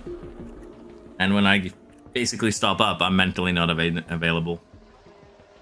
So it's actually become a saying at my workplace too. When people are either tired or just annoyed. Yeah, I think I'll just make a. I think I might just make Mercedes great again, just for fun's sake. It kind of just takes those early upgrades in the first, kind of similar to what I did last year. I made a Mercedes video last year where I basically just focused on the first 5 races, I think it was, on how you could basically make Mercedes the front contender again. I might do something similar to that, because again, I've seen a lot of people complain about Merc being hard to do. So I don't know. I'd love to get some ideas. Feel free to post them in Discord, but I'm not going to start anything long form like the speedrun, like the AlphaTauri speedrun from last year, because I know that a lot of people who watch tend to follow those. So I don't want to give them any, any bad information necessarily. But you can actually see something interesting here too, with Hauger and Behrman. So Hauger and Behrman are running basically together here, but Hauger has 8 degrees more in his powertrain, and this is just due to damage. So the higher, or rather the lower your condition, the more heat gets put into the powertrain, which is kind of an interesting thing.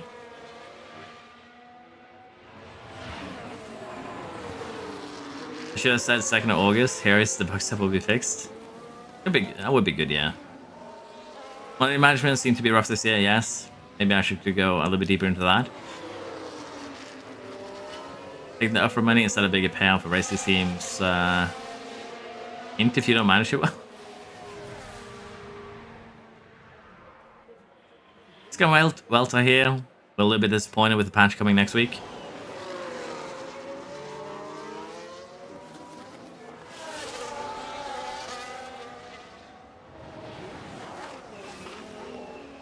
I'm glad Merc are bad. If I was a Merc fan, I would be saying, great, let's go, I will rebuild them.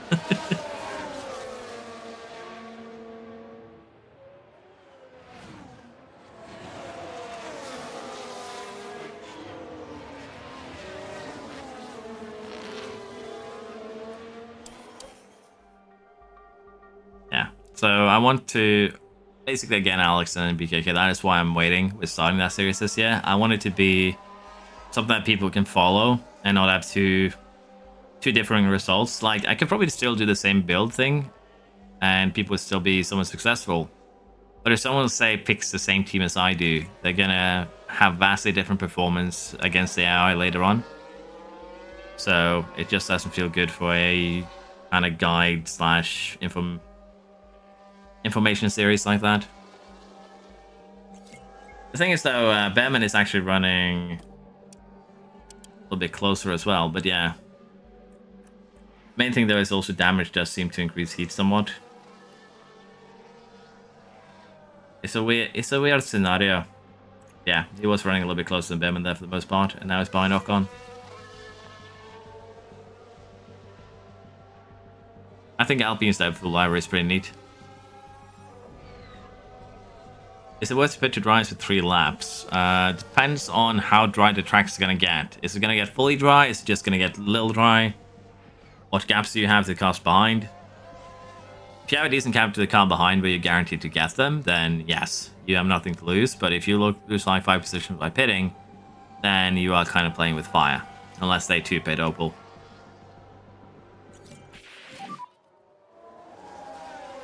Yeah, I know, Alex. Game changes quite drastically, so maybe I should get started. I don't know. I believe they want still 1P2 in 24, which is kind of why I want to play them.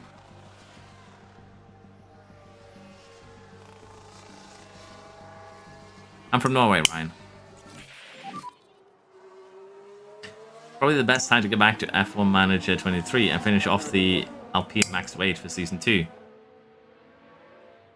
Finish off the Alpine Max Weight? We did end up taking the title though. Are you thinking going back to the 25 season and see if we can challenge?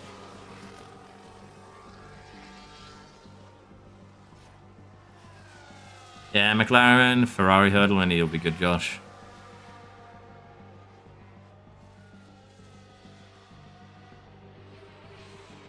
Just dropped my I just dropped my tab into the drink. That is sad. Setups are decent here. I think we'd just stay in the pits. Not gonna gain too much by going out again. I work as a teacher, Max.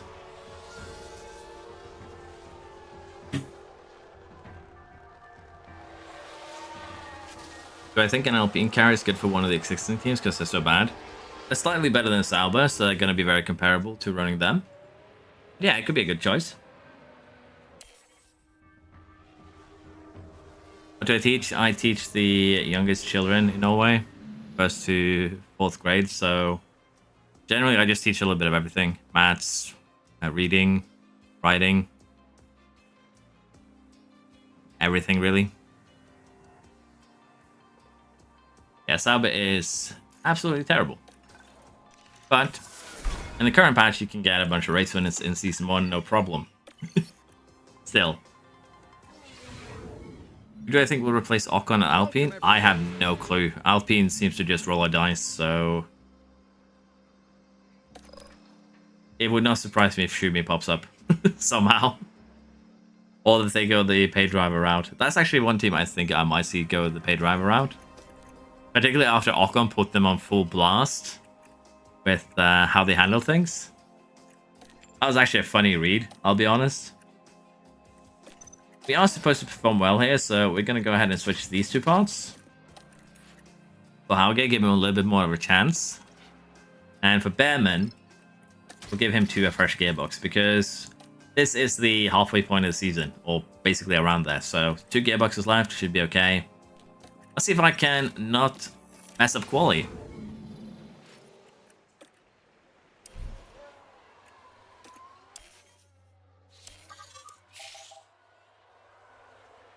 Do I manage after-school activities for the kids? In Norway, we don't really have like after-school activity. We have something called SFO, which is basically just kind of like kindergarten. That goes from after-school finishes to when the parents are done at their jobs for the youngest. There isn't unfortunately much to do with after-school activities. Sometimes I help out with that, but we actually have our own staff for that. So I don't do a lot with after-school activities unless there is a kid that really needs some help. Yes, I have a summer holiday now, Max, which is why I am sleep deprived and playing a lot of F1 Manager. It's Daniel. How doing? What do I think Schumi is thinking as the Merc Reserve driver and all anyone is talking about is Kimi? It's probably gonna, ruin your confidence a little bit. But at the same time, there's not really much you can do. You're just gonna have to suck it up and do the best that you can to try and show that you're worthy of a seat. Schumacher, though, seems to be Not still. I'm not gonna say that he's super strong mentally, but he seems rather strong.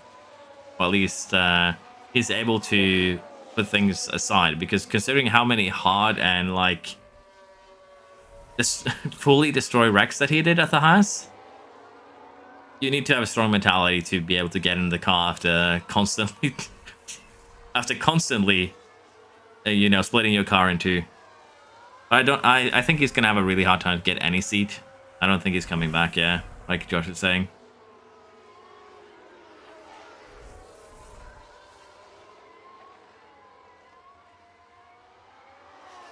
How can I get higher setup satisfaction from the sprint races? You're gonna have to do the practice yourself. After school is that not us in the chat? Yeah, you're my after school concern. You want? I think we're through. I would hope. Batman might be in a little bit of trouble, but I think we're safe. So we're gonna speed it up. Do I get much daylight in the winter? I get none for like almost 3 months, 3-4 months. There's barely any, and northern lights are very common. Like when I was little, like a little boy, I would see tourists come and look at the northern lights like they were seeing something truly special, and I was just like, I've seen that before. So yeah, it's very common, and I've seen my fair share of it. But making parts with the lifespan part doesn't mean the part will break later on. So if you look at the lifespan slider, it'll tell you how many races it is expected that part will last before it breaks. When it breaks, you're gonna have to replace it. But any other 6 like chassis, front wings, rear wings, suspension, underfloor, sideboards can't break during the races. So there's no need to worry about their lifespan in that regard. It's just how many races they're going to survive.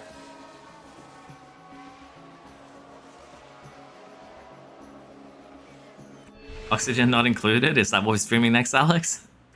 I actually played a bunch of Oxygen not included too. I find it very fun to go to space in that. How many hours do I actually have in Oxygen not included? Not a lot. I just have a couple of 100 hours, but still, that was also good. That is also a very good game.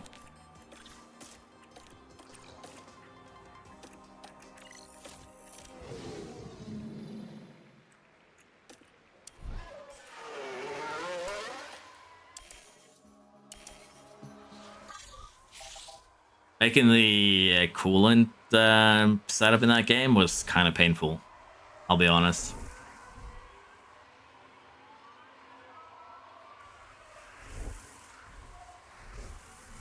Marco stirring the pot. Non-lights in El Paso, first time seeing them, was cool to see. Yeah. The thing is, I've seen some non-lights that are pretty intense, like the entire Skytone screen. Those are really rare. Like, I've seen that probably 3 times. Like, with the entire Skytone screen, so you can kind of understand why, you know, the people in the past felt it was like, you know, God communicating with them or something, because it is insanely amazing when the entire sky just turns green and start dancing.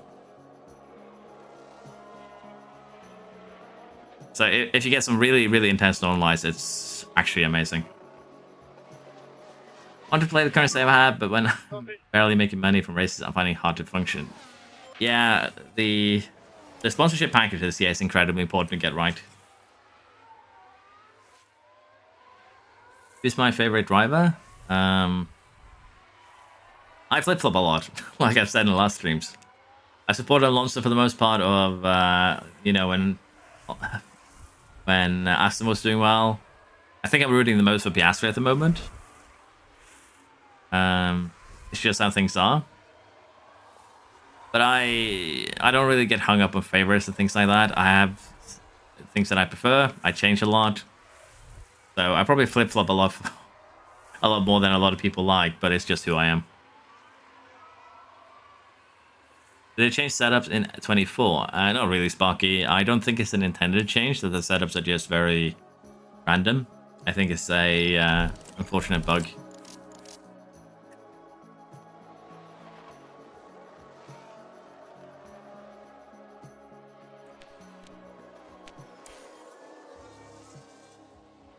Alcon recently said how Mercedes treated Mick, bad and disrespectfully. At the same time, instead of them talk about anything, the Red Bull Academy is completely broken now. To be fair though, to Red Bull, they do maybe have a little bit of a point. If you consider just how many RB Academy drivers are actually on the grid at the moment.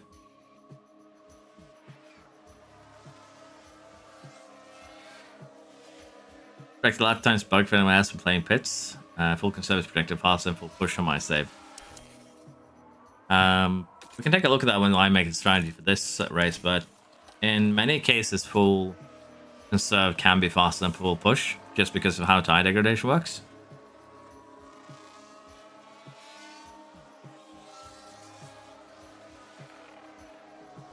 I'm playing F1 Manager 24 right now. I'm in the championship fight with Norris. Hello, Lando. And Max, it's the final race and we are in a 1-2. Should I let Lando through or keep Oscar in front? Are you saying that you're in the final race, you're in a champion fight? Like, if letting Lando through is what you need to win the championship, then I would say yes, let him through. Like, a championship is worth it. It's worth it to, you know, just let him through and get it. But yeah, also, Marco is like the ultimate shit stirrer. So the second anyone starts looking at trying to snatch Verstappen, he's gonna clap back. And sometimes he claps back with racism. So he's a very interesting old man. And it's always entertaining to listen to him, but I probably wouldn't agree with a lot of his opinions. If letting him pass is what wins you the championship, you let him pass. I picked the spot, Norris incoming. I haven't seen practice yet or like any of the notes, but McLaren has been looking incredibly strong. If Norris gets pole in quali, he's not going to win. But yeah, I think they're a contender. What I heard people say earlier was that Verstappen is looking rapid, so it could be that we get a little bit of an RB back in the fight. But yeah, Norris needs to just be a little bit less aggressive on when he starts pole, and then he'll be having a much better time driving around. Because he has the tendency to just get almost tunnel visioned on whoever's next to him. He pushes them too hard, and then he loses out because he spends too much of the energy that should be spent going forwards on, you know,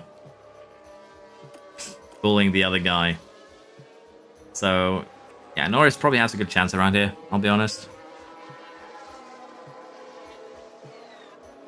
Did I win Monaco in this save? No, I did not. I haven't won anything in this save yet.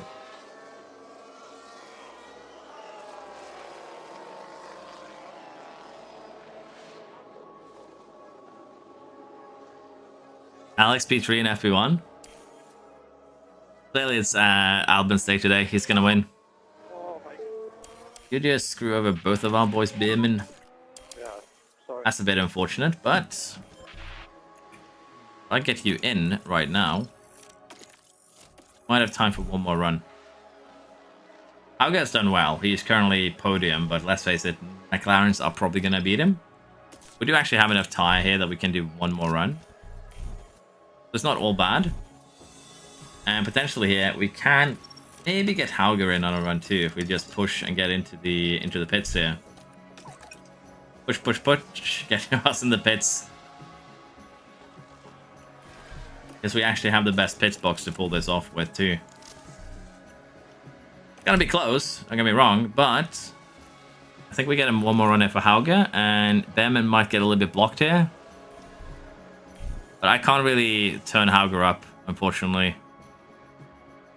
Tad blocked, but still improves to 5th.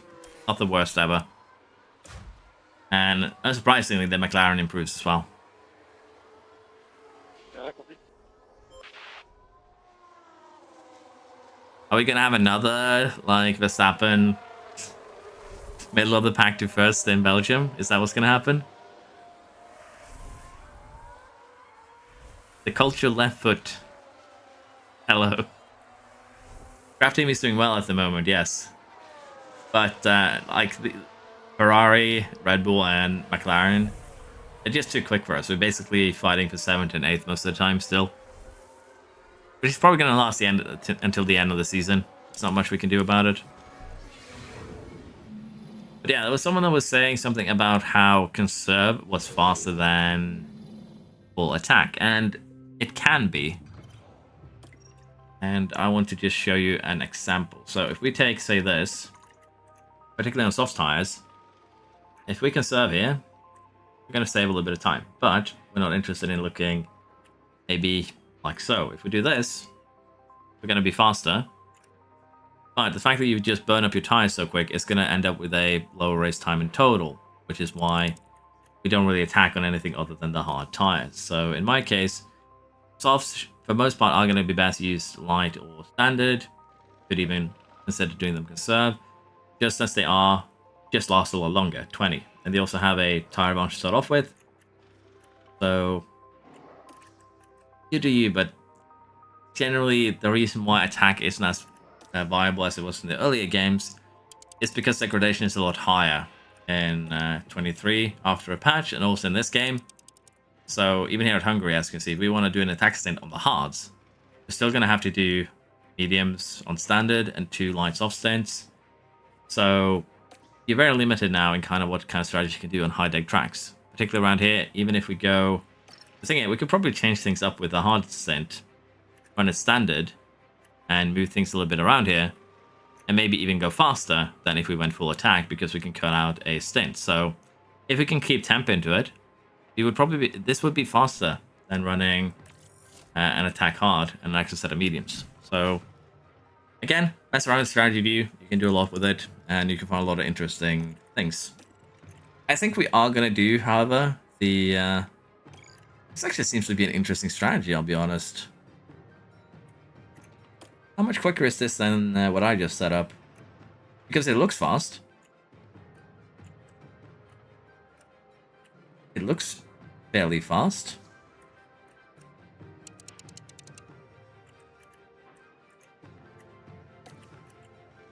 It's 2 seconds slower, so it's not bad. You skip a pit stop, which means you can avoid issues, traffic, things like that. I think we'll do this so we can pit, build a little bit of confidence. There should still be some gaps we can exploit by lap 15. So that's why we'll do it like this instead.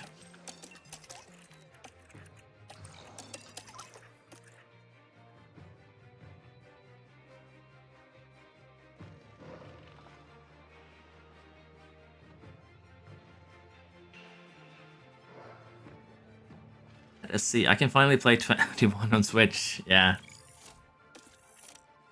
I did request an extra key, and I was given a PC key. So I need to go back and clarify which key I wanted. But they gave me an extra one, so I guess bonus points for that. But it's probably my fault not being clear what I wanted, I would think. So not the best start here, as Russell is coming at us, but let's face it, there are soft runners around us. They are going to be a little bit dangerous. Stroll's on all softs, Perez on all softs. They're going to lose a little bit of time due to that over the course of this race, which is good for us. Congrats, Lando Norris.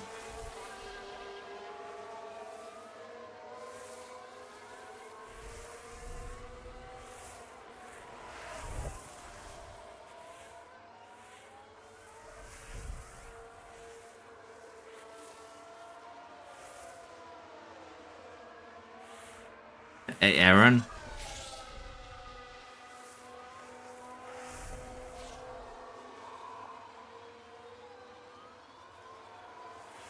Let us see. Purchase Switch version also. Some people are saying they have performance issues, but the patch yesterday was for the Switch, and it's supposedly fixed a lot of them. So let me know if it's better now.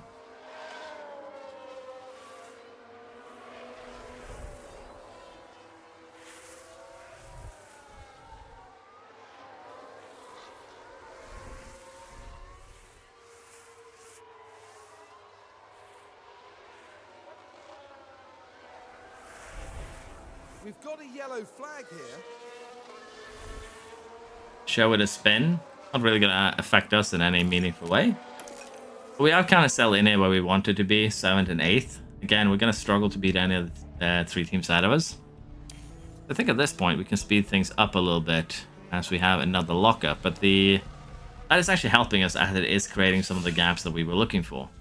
That is good to see. I'm just going to tune down a little bit here so we don't completely burn out the engine. We still have an issue here with the ERS for Hauge. Let's pray that it doesn't explode.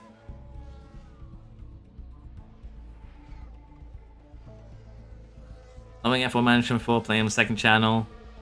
The main man pinning in slips, appreciate that. I have to make a Miami nice livery for the Miami race. Blue, orange, pink, and black. I believe you're only allowed to use 3 colors unless you use a radiant. Sorry, not radiant, a gradient. Hey, what happened here? Virtual safety car. Astley has pulled a choice move and introduced himself to the barriers.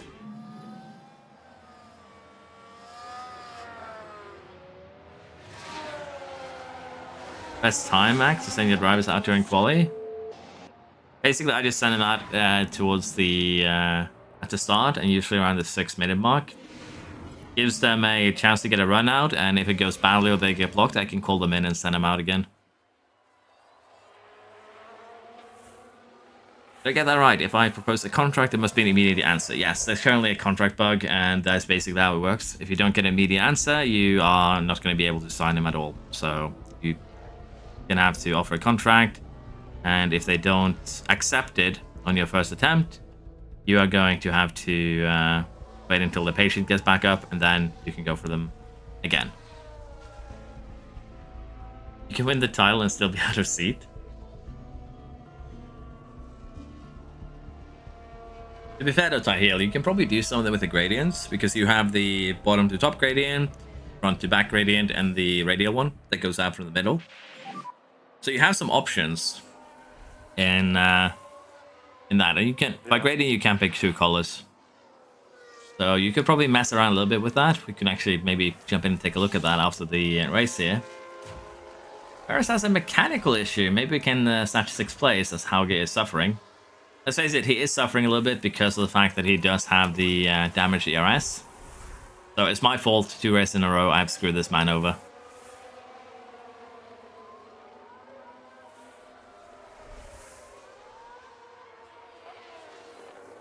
Nero was in the middle of the easiest race replay challenges. Has Monaco and lap 61, both cars die unexpectedly. Did they get mechanical failures, or did you run out of fuel? Because those would be the only reason why your cars just randomly perish, I would think. Yeah, like my car, the car that I have here, the black and yellow stripe, the black is all just carbon fiber.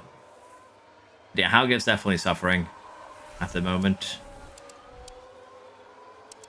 But at the same time, we're still kind of keeping up, so it's not all bad.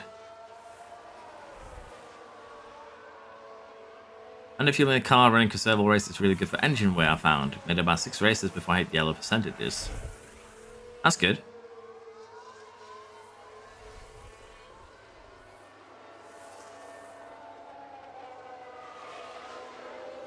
Yeah, manually doing practice does also help for the components. You're not wrong about that. Guess we have Hauge push a little bit so we can get some of that confidence back. It's at an all-time low. And we have actually caught up to Paris here, so I'm thinking we get Behrman. We try and get past Paris and build a bit of a gap to Stroll. Paris is actually pitting, so he actually got out of the way on his own. Very nice.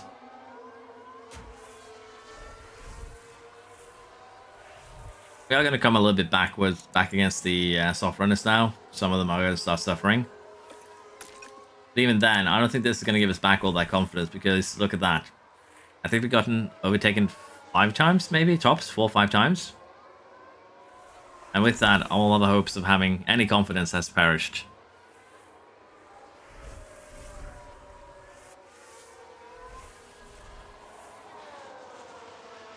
That's unfortunate, Kirby.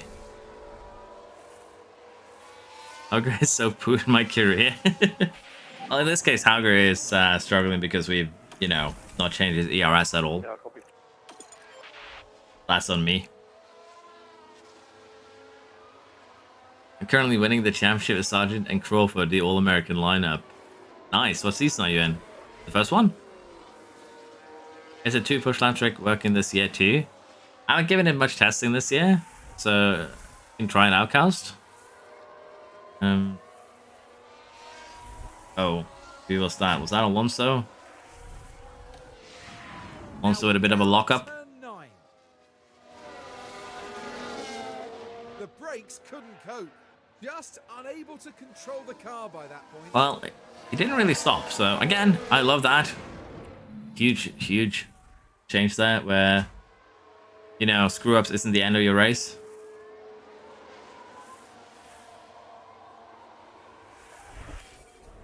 I think they need to lower the red flag chance. Last race for qualifying, Q1, 2, and 3 were each red flagged.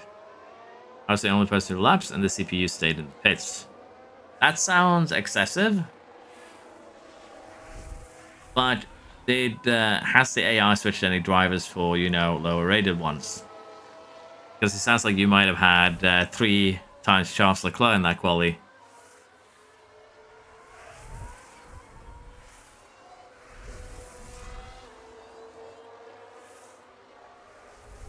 Good car, terrible staff, and facilities kind of garbage drivers. Nice. To be fair though, if you start, I think starting with a good car is kind of huge because you're kind of limited on where you limited on how much you can develop in your first year because the cost cap. How good a car did you start with? 3-star? 4-star?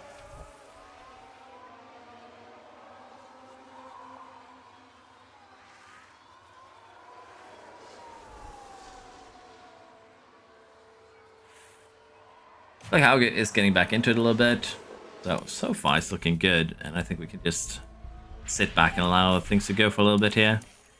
We are going to burn these hards a little bit more into the ground, probably do 2 more laps.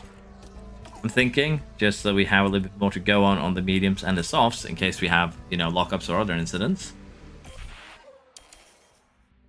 I think we get Behrman in on this lap as he's running ahead in first. And all the gap down to Auger is 7 seconds. If we do hit that pit stop issue chance, it's going to be very, very sad. So we'll do Behrman this lap, then Hauger on the following. Let's see if they remember to bring the tires this time around.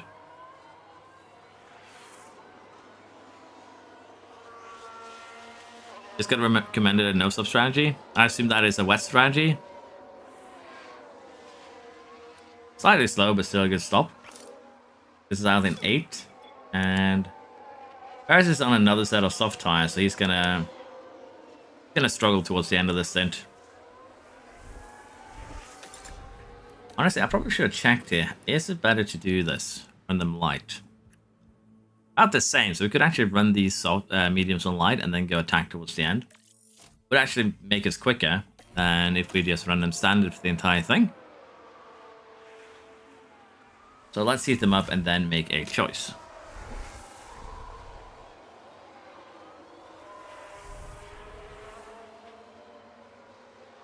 Hey, for aggression and pace, what do I recommend? That differs strongly from track to track, Ginger. So I'd recommend just going to the strategy planner, mess around with pace and tires, and see what gives you the expected best race time.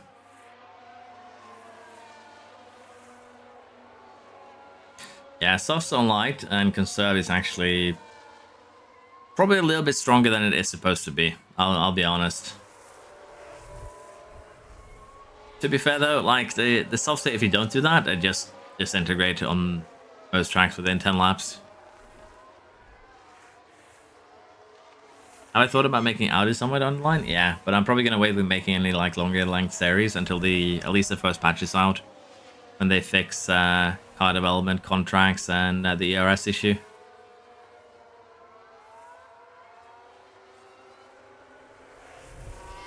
Did one stop at Hungary soft to medium on full conserve? How quick would that be? Soft to medium?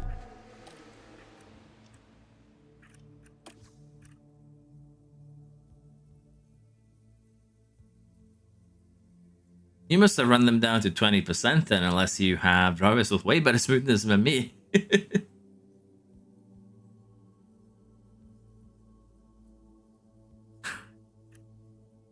Okay, that sounds kind of insane, I'll be honest. But yeah, hey, this would actually be fairly quick. Just a second slower than the extra stop here. There's not necessarily an issue with the DRS, it's the ERS Illuminoodle. Illuminudi. If you switch your ERS after practice, you get a grid penalty that sets you down 21 places. Oh, for aggressivity, I usually run low and rarely defend, mainly because I feel like my drivers don't really struggle to overtake much. And whenever they do, you can go high overtake for just, you know, that overtake. But this basically allows my boys to barely have any crashes over the course of the season, so that is kind of why we're doing that. 25%. That's quite insane then. Yeah, the DRS seems to be broken, not really too important on your car.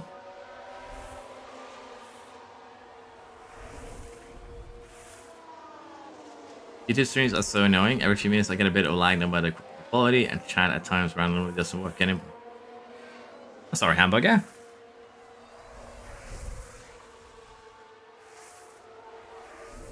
What are you watching on? Mentality, health, to smoothness. that is one heck of a sentence. Mentality, health, the smoothness. That almost sounds like an insult. I'll be honest.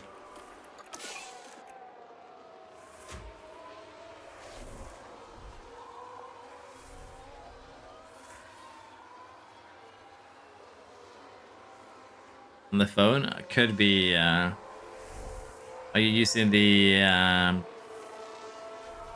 5G, 4G? Or are you using a router? What are you connected to? Could assume there's just some instability in the connection. I mean, it's Logan Sargent. Am I the greatest man to ever live? Nah, probably not.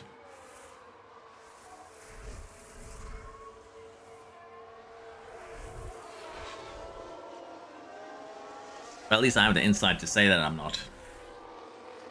Okay, so Hauge, we're gonna get you past, hopefully, because we have way better tires than the Hamilton. I'm also gonna use a little bit more energy here to try and push away. Did kind of squeeze him there. A little bit in, my boy. If you can get Russell too, I'll be very, very happy. Beefy router instability will be classic Germany. What are my PC specs? I have a pretty hefty CPU. And I spent basically most last year's YouTube money to buy a pretty decent graphics card. So everyone that did donate to what I call the graphic card fund last year, appreciate that. Especially BKK, all went to getting a little bit of upgrade for this year. So streams will hopefully be a little bit smoother than the mess that I had at the start of last year. We can speed up here because we're kind of sitting in a comfortable position. Yeah, and all we need to do is really just jump Stroll. It shouldn't be too difficult. Paris might also DNF here, his fault has escalated. That's looking very, very interesting so far.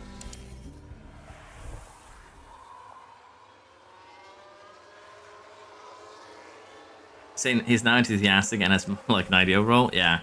Again, that is kind of the unbalanced with mentality system, because you can get that in reverse as well.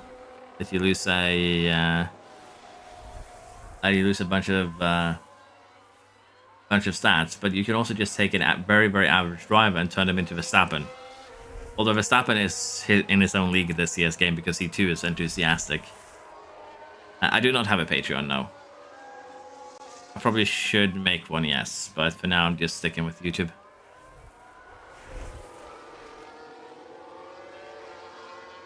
480 TX per mansion is a fair swap. Maybe that's the next thing I need to set up, BKK, the mansion fund.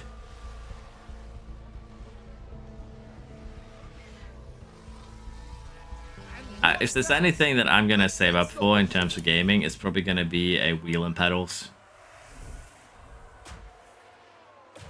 Maybe try and get it a little bit more into sim racing. That is fun. Mario, didn't really play Sonic much when I was little. But to be fair, it's been ages since I last played any Mario games.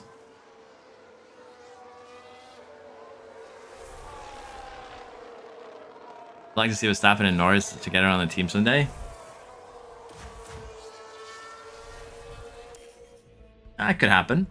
Depends if McLaren, like, you know, keeps things going and Red Bull screws up. It surprised me to pick him up. But to be fair, Piastri is not bad. So as long as they get as long as they're friends over there, I don't think it's going to be a huge deal for McLaren to just keep things as they are for now. You know, this is actually a lap too early to go attack.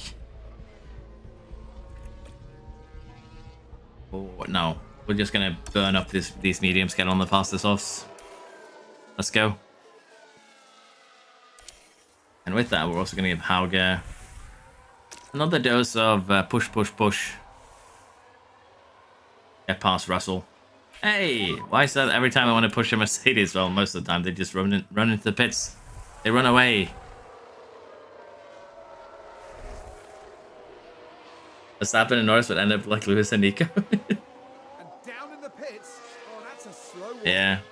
He actually does what he needs to. Correct.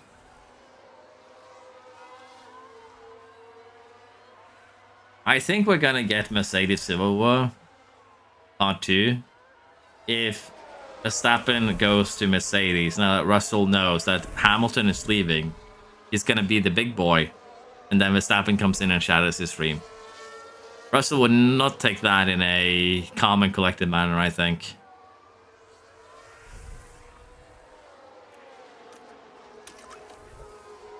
I think that would be that would actually cause the Merc Civil War to erupt.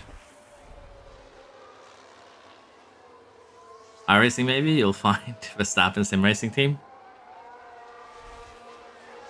Honestly, it would be bad for me to find Verstappen in sim racing because I would probably have the little devil on my shoulder going, "Take him out." Then you can say you took out Max Verstappen. I'd probably get banned the second I run into him. But yeah, it's probably not something I would do. It's just a funny I think you don't ram people in sim racing. Don't hit anyone on purpose. It's no fun when you do that. Just ruin races for no reason.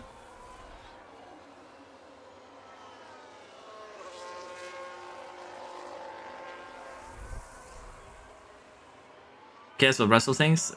No one is going to choose Russell over Max. That's fair.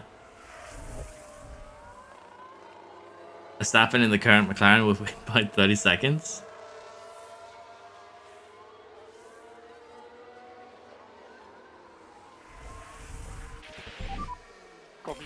Okay, let us get into the pits. Well, we're doing it one lap more than we should. Should be alright. Okay, what is Stroll running? He's running mediums too, so he's going to be pitting very soon. Unless he goes hard, he's not going to make it till the end, so looking good. Perez is on hards. He's not going to make it till the end. No way. How far behind is Russell? Is he going to catch us by the end of this? Look at my beautiful pit crew. So shiny and purple. Did not beat Alonso out, but we did beat Russell. So we're sliding into a nice space here. Which I will be very, very happy with. Although we're probably going to get pressured very, very, very easily here.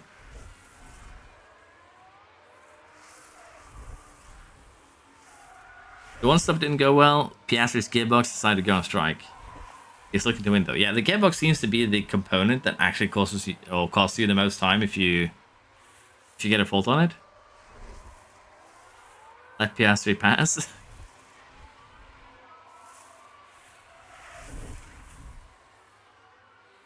In my save, Verstappen got 11 wins in 15 races, but only got 46 points advantage to Leclerc P2. Did Verstappen have any DNFs?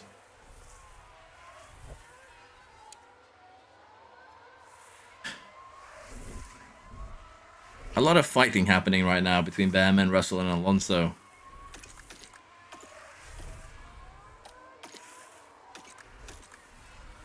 Confidence is at an all-time low.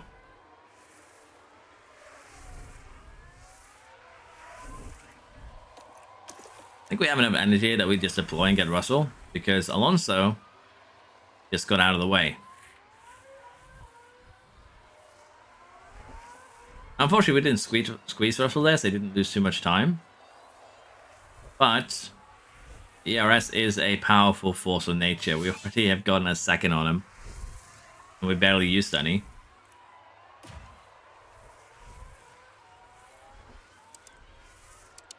What is actually affecting Paris? Let's have a quick look. Oh. Yeah, Paris is going to have an engine go bang bang moment. Most likely here.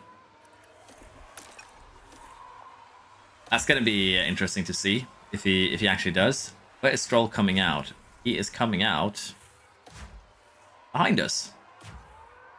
A little bit of a gap here to go for Hauger, but it's not looking too bad.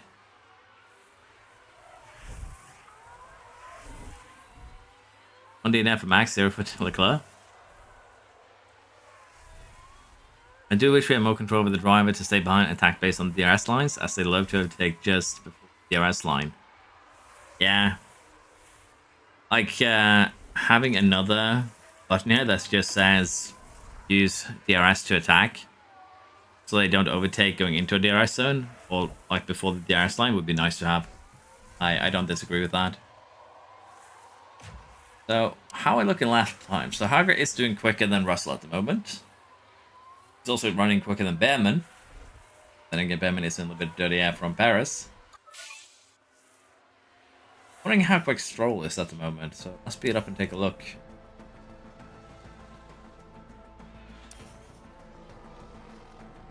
Okay, so Stroll is flying, let's just put it like that.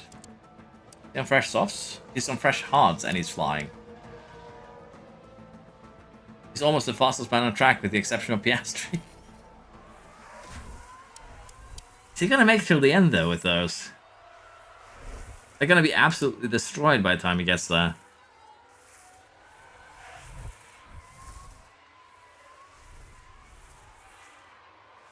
What's my best tips to preserve engine, ERS, and gearbox, other than to swap to a bad one in P1 to P3, and then to a good one in Q1?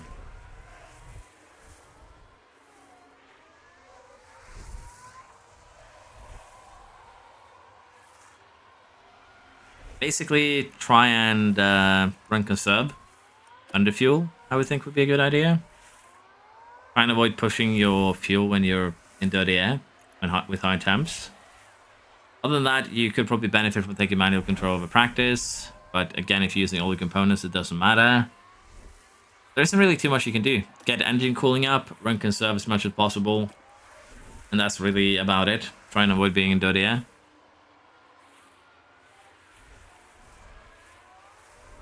But lessons says F1 taught you about life. Get ready to be disappointed. Basically. Whenever you think things are going to go well, something's going to end up going badly. Hello, Nienke. Nice to see you. Be like water. Am I missing part of my chat? I am not following exactly what's going on.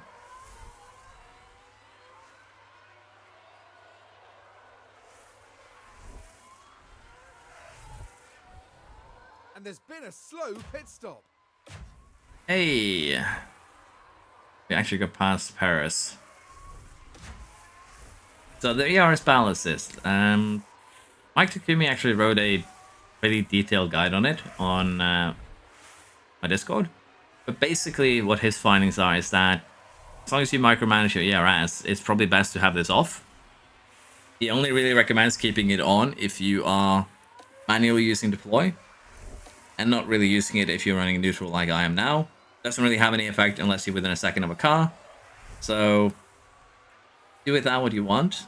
I haven't really experimented much with it yet, so I'm just keeping it on for the time being. But what he recommends is basically, unless you are using attack to get out of the car, keeping this off is generally going to save you a bit of battery and generally going to save you probably a bit of time over the course of a race. Hello, Floof. The patch announced already, and announced sometime next week. Or early next week, as we said.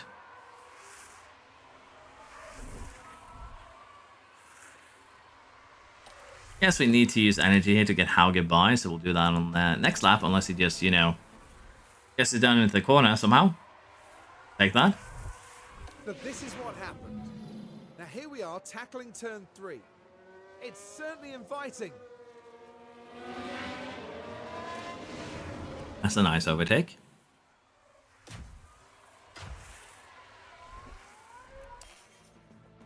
With that, now we are running in 9th with Hauge. And we're actually getting DRS here from Verstappen. He is on very old hards, however, so I don't know if that is going to actually help us, if it's going to be a negative. But yeah, looking at this, I think we can guarantee that Stroll 2 is going to need to pit again before the end. So still looking fairly promising for us, I dare say. Stroll might be a little bit too quick for us, though. We'll have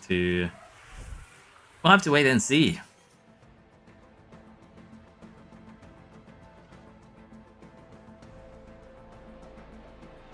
Bold take, but I would love to see how far Max can go with dominating F1. Maybe that's what I do. I sim with Red Bull, simming a perfect season.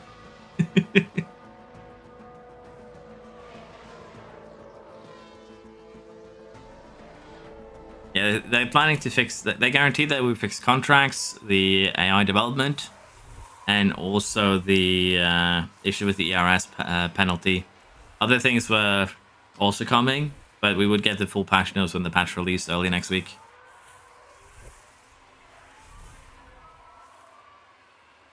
Might depend on where Perez's engine blows. Yeah. How is his engine looking at this point? It's still 23%, so he is managing somewhat. M's aren't looking the craziest, so that's probably why he's still alive.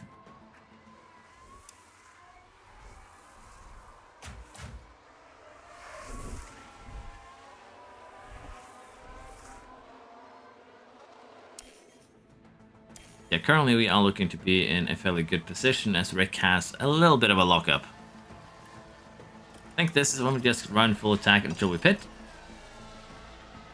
I like to just push the last little life out of the tires personally. And I think we pit Behrman on this lap, then we'll pit Hauger on the following one. Try and undercut the Stroll here because he has 17 laps, 68%. He'll reach 30. He'll basically have no tires left by the time we're done, if he does not pit. So he might get us here, honestly, but I think we'll be okay. And we just got lapped by Verstappen. So yeah, he's flying. 3 laps for the Haas and show at the moment. And the classic Bottas pit issue has once again appeared.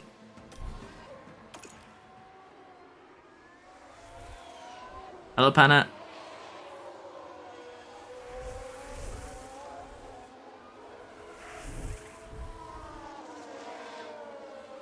What if you did a season where you had to retire one driver and had to win the constructors with the only drive left? Maybe that's the thing, Alex. I do basically can Verstappen win the constructors title alone. F1 24 edition.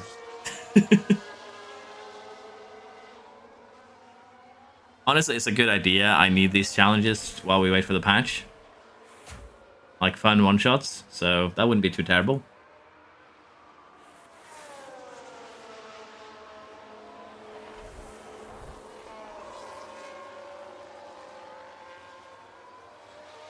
It's crazy to me how often reserve drives are being used by AI FP1s. To be fair, what people were worried about when it was announced that they would be used in FP1, it's just like, oh, are they actually going to be used at all? So I think it's better that they're being used more than less, if you will. Because, again, people were really concerned. So currently we're running almost 2 seconds faster than Stroll, meaning that within the next 10 laps, we should be able to catch him. We're going to have higher deck though, because we're on soft tires, so that is going to keep on going down. But if we keep this pace up, we should be able to catch him before the end of the race.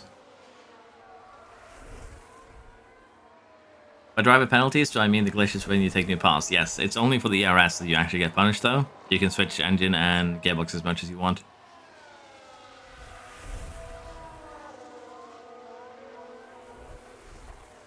Yeah, so you get a penalty if you switch your energies, your ERS, between practice and quali.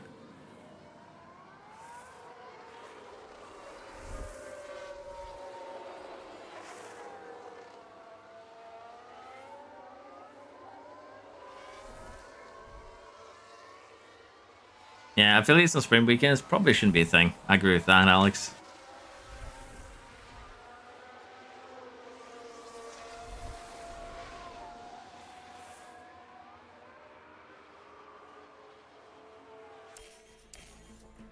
I think this is when we start pushing a little bit. 12 laps to go.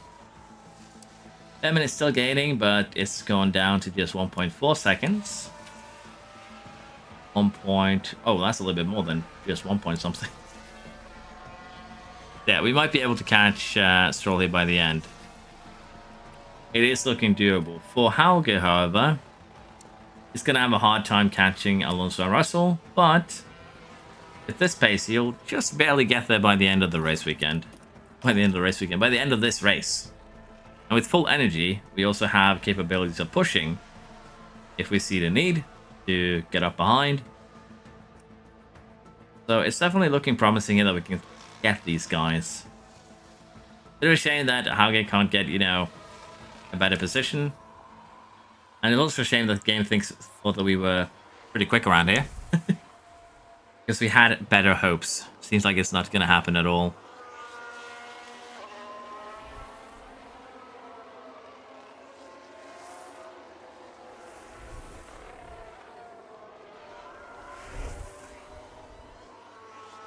Okay.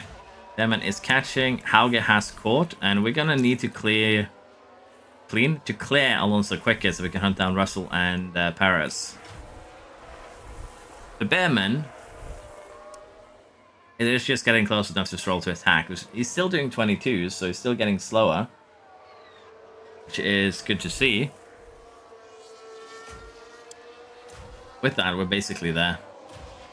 Hauge. Yeah, that is the Verstappen pass where you've pushed him all the way off the track to get the move done. Take a look now. Now we're watching the action closely here. It's there for the taking. Sprint weekend should not be a thing. And that's 10th place. I'm not a huge fan of sprints either, honestly.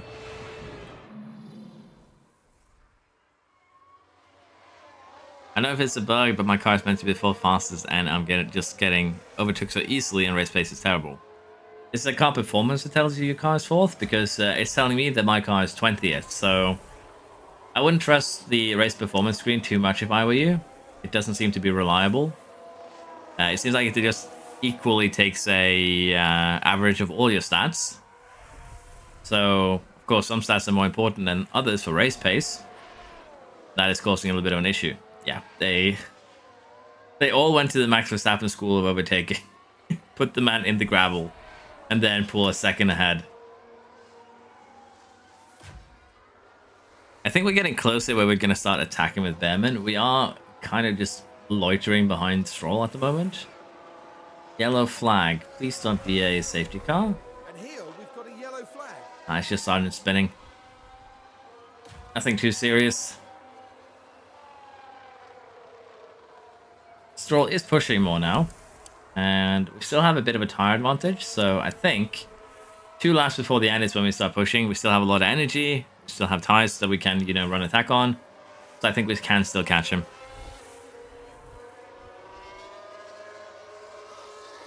Anyone else having problems with cost cap in Season 1? Yes. Mark, you actually get 32 million less cost cap for Season 1. So make sure that you spend carefully, if you will.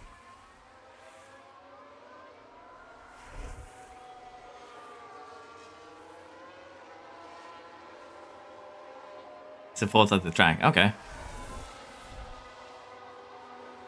I'm still playing F122. The dedication, Myron. Dedication.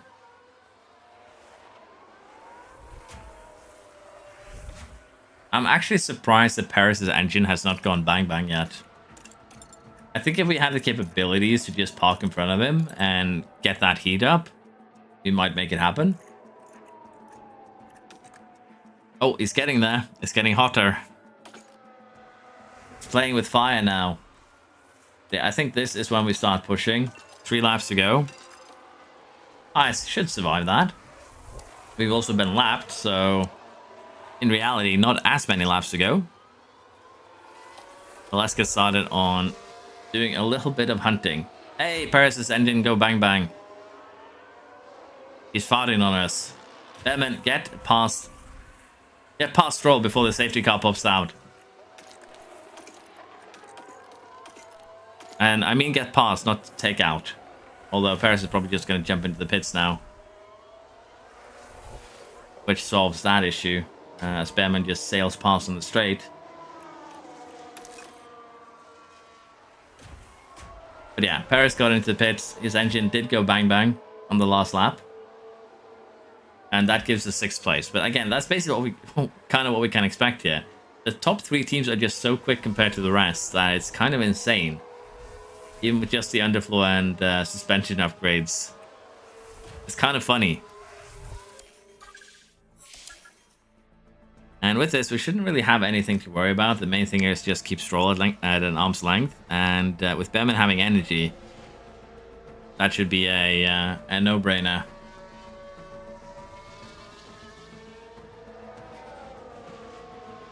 That should be done with ease.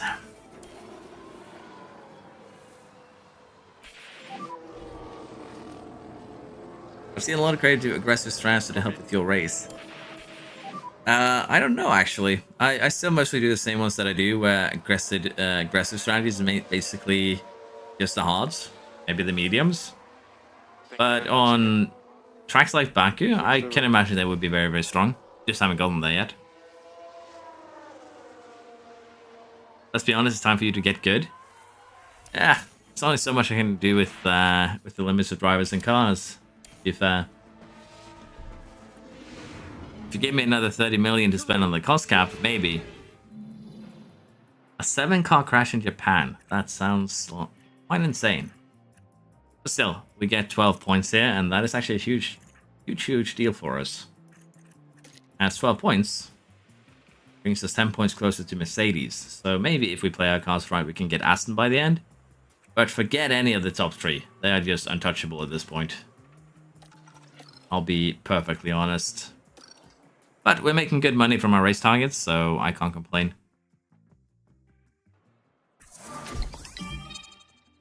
How do I research paths most efficiently? Well, we can actually show you that.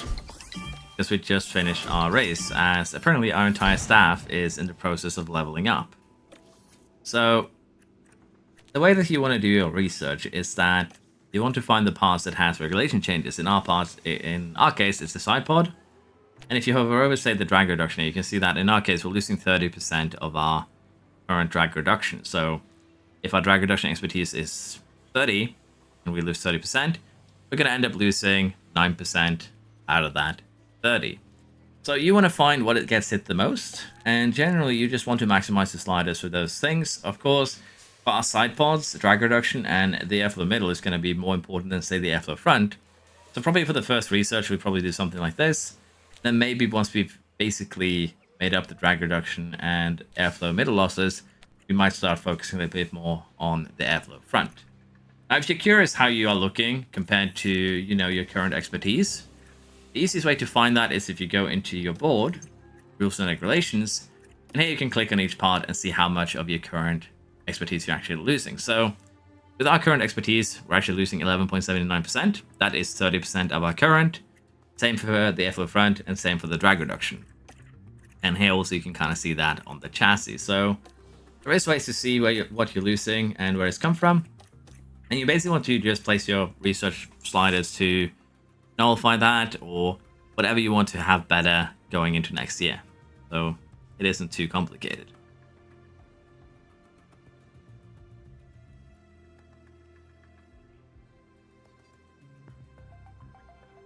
You're welcome. Yeah, they'll be fixing development, but it will be sometime next week, Jordan. Okay, how many parts do we think failed? Quite a few. Get another red ring. And I'm just going to go ahead immediately here to go onto this car and replace that energy store. There we go. Mentality-wise, we're still not really getting the maximum buff we can, but even then, Behrman is still looking pretty decent. Same for Hauger. If we had both of these boys that enthusiastic, we probably would still struggle to catch up to the top 3, I'll be honest. But we'd at least be a little bit closer. We're going to Spa in just 4 days, which is probably one of my favorite GPs. And I probably think that is going to be the last race for today. I am a little bit tired and a little bit hungry. So we'll get this one done and then we'll jump into the rest. Did I forget? Yeah, I did. I forgot to fit a new parts, didn't I? I didn't. I did in fact do that because I am actually I'm just Charles Leclerc now, having hit the castle section at Baku. That's me. That is me. I paid extra money to get these and then I didn't use them. I am actually Charles Leclerc. The castle section. It's going, I am stupid. Yeah, with this, how is actually our car development looking? So we're up to 13th now in top speed. We're still 7th in medium and high speed, but let's be honest here. I still don't get how we're 18th average. Please make it make sense.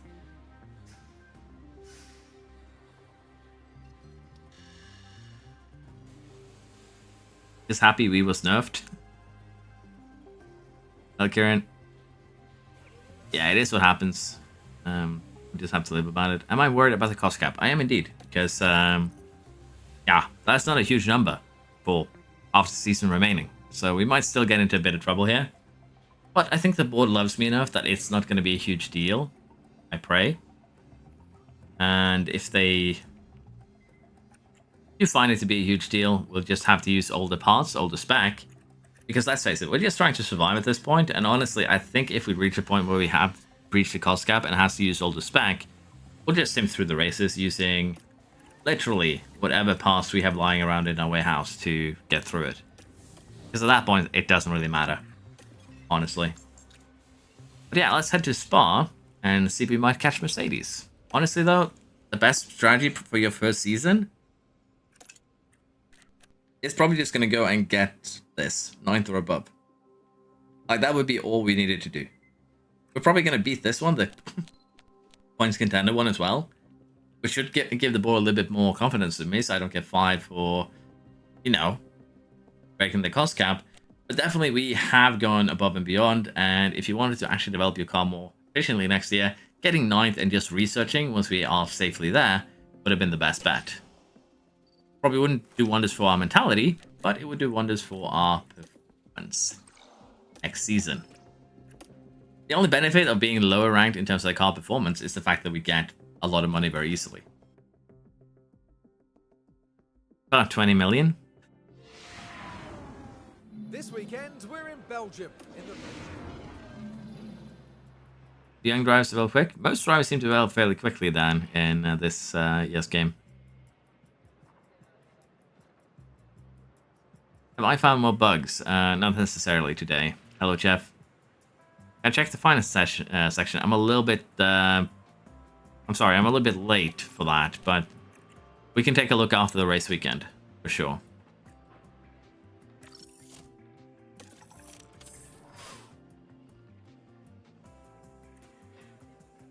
The ball wants me to win the championship by 25.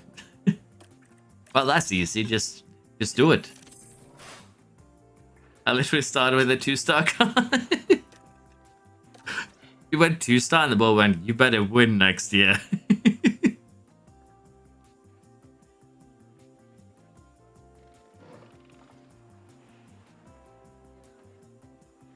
So don't overdevelop a car. Yeah, just make a decent car. Reach whatever the board wants from you. get ahead by research and just get your power down on the second season, win everything. Maybe a race replay tomorrow for Spa. Isn't that a bit early? They kind of need to finish the race before we get into race replays. Okay, let's see if we can do a good setup here. And yeah. I think I'll sim through because, at least for him, it's a little bit risky to sim. But we can save a lot of time if we don't mess this up. Honestly, we probably will do, but again, not a huge deal, so we'll just sim through.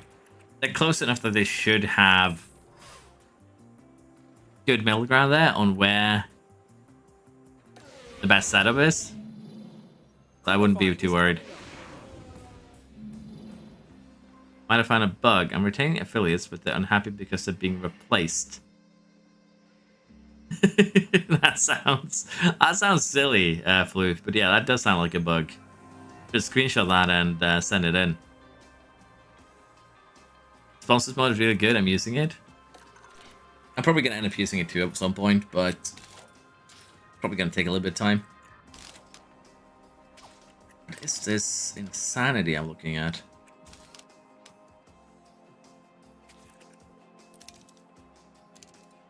That has to be basically it.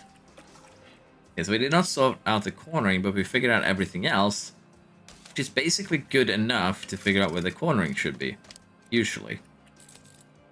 Because if everything else hits where we want it to, then we know where the cornering should be. So this one actually looks fairly good. Probably not perfect, but good enough. Just double check that I put all the car parts on, so I'm not being a silly goose again, because that's kind of embarrassing. Kind of sad, so yeah, looks good. Let's head into Q1. Hello, Dean.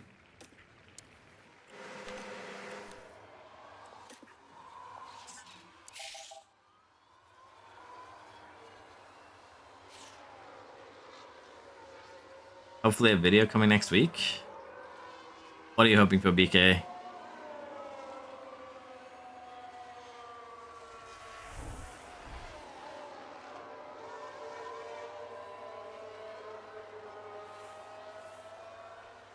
I'm not renewing his contract if it doesn't take less money.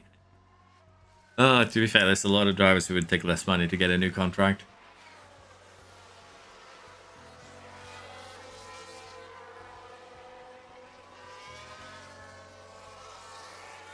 My video highlighting the good mods. That's also a good idea, actually. That's actually a really good idea. Go mod hunting. Okay, copy. I know that someone made like a designer app for your like logo and stuff for your creative team, where you can use that to create your logo and then export it to your save. But it just uses the in-game like shapes and figures, but it makes it a lot easier to make in that app, I feel. One for mods, one for libraries.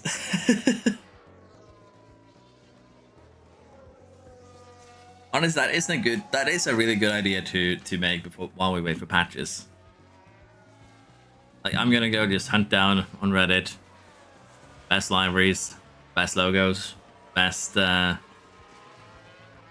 best mods. Does Batman need to run another run here? Excuse me. I probably should have gotten water for this, but I had a couple of Coke cans lying around. And I forgot that they do give me air in the system. I really should just stuck to water today, so sorry for the held in burps, if you will. I think Bearman is safe, but yeah, he should be safe, let's be honest. Until then, place race replays? Yeah, maybe. I'm off to break the cost gap. It's very easy. Does Forza not have a PC library software you can import to Xbox and PC? I don't know. Might have to check that out though. There's a flare for liveries. Oh yeah, they did update the Reddit with the more like flares and stuff. Make it easier to mark your content or what the post is about. So if you go on the F1 Manager Reddit, you can kind of sort by delivery flare.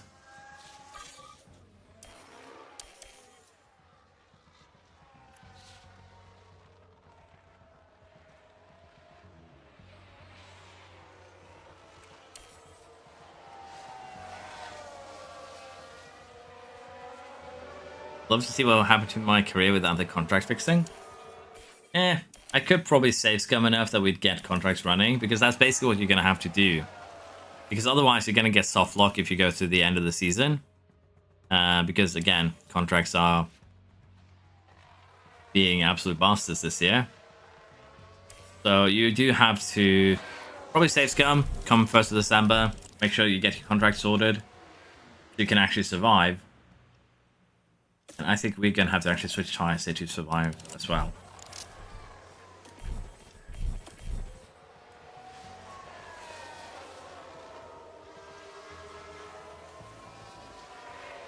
Let's see if I get there before the fixing.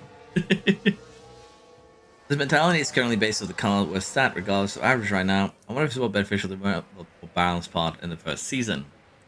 Well, for the mentality boost, yeah, probably. But I don't even think it's based on the lowest stat. I think it's just based on an average of all your stats, because currently the lowest stat that our car had was 17, but we were ranked 18th. So there is some weird stuff going on there with the car ranking.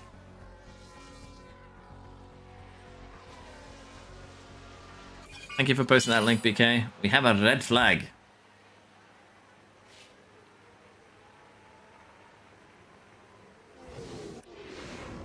And we're not even allowed to see what happened. That is sad. It's gonna rain here? It's gonna rain on the parade?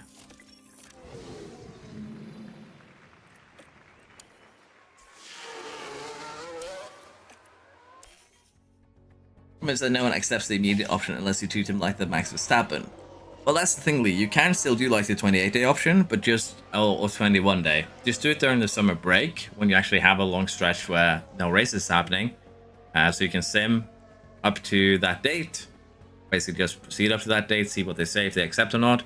If they don't, load back in, send a better offer, and just keep that going until they accept. So you can still get lower contract terms, but it's just going to require a little bit more work than the immediate option. So doing that in December or doing that during the summer break is viable.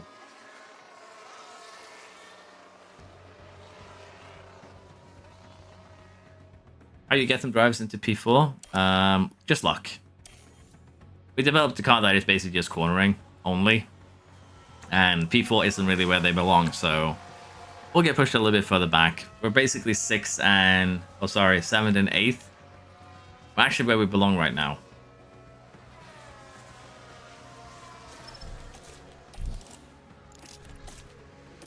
So we can find a nice window to send our boys out in.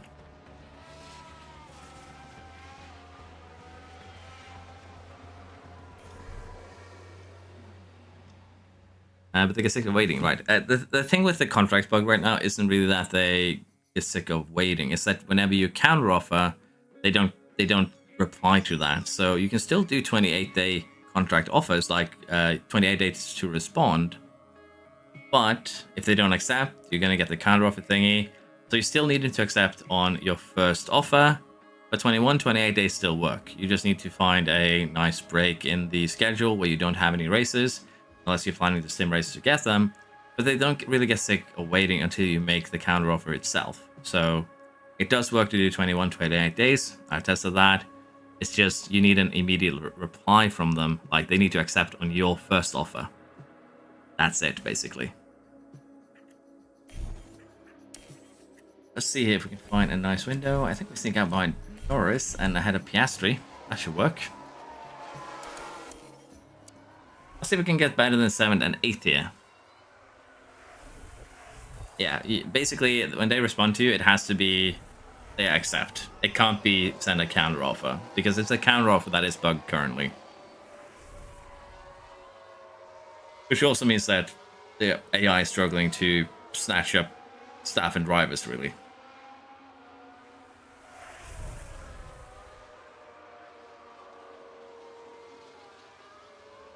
Let us see how our boys perform as we get started on the flyer. Saying that we're 1.5 seconds behind Verstappen, this is gonna be rough.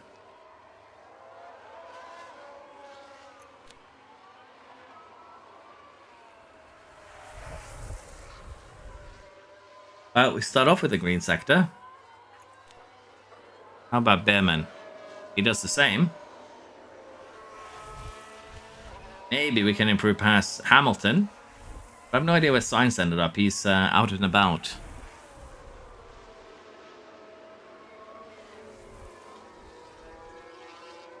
But we're starting Q3? Yeah. We just focused on cornering. Light. Thanks. Greetings from Portugal. Greetings from Norway in return. We're doing well, okay. Greens, but let's face it. Oh, that is close to getting the first time of Piastri's. What about Behrman? He did not improve as much. Piastri also improves, so it didn't matter anyway. But yeah, this is kind of what I'm saying. We are basically the 4th best team kind of right now. Interestingly enough. With the worst car. According to the game. But we're doing well. Sainz actually got out in Q2 because he didn't set up good enough time. Okay. Guess that makes sense. Free practice 2, Norris, Piastri, and Verstappen. Very close to each other. Did they all do fast laps? This could be very interesting. We start off with rain for the first 20 laps. And going full attack seems viable.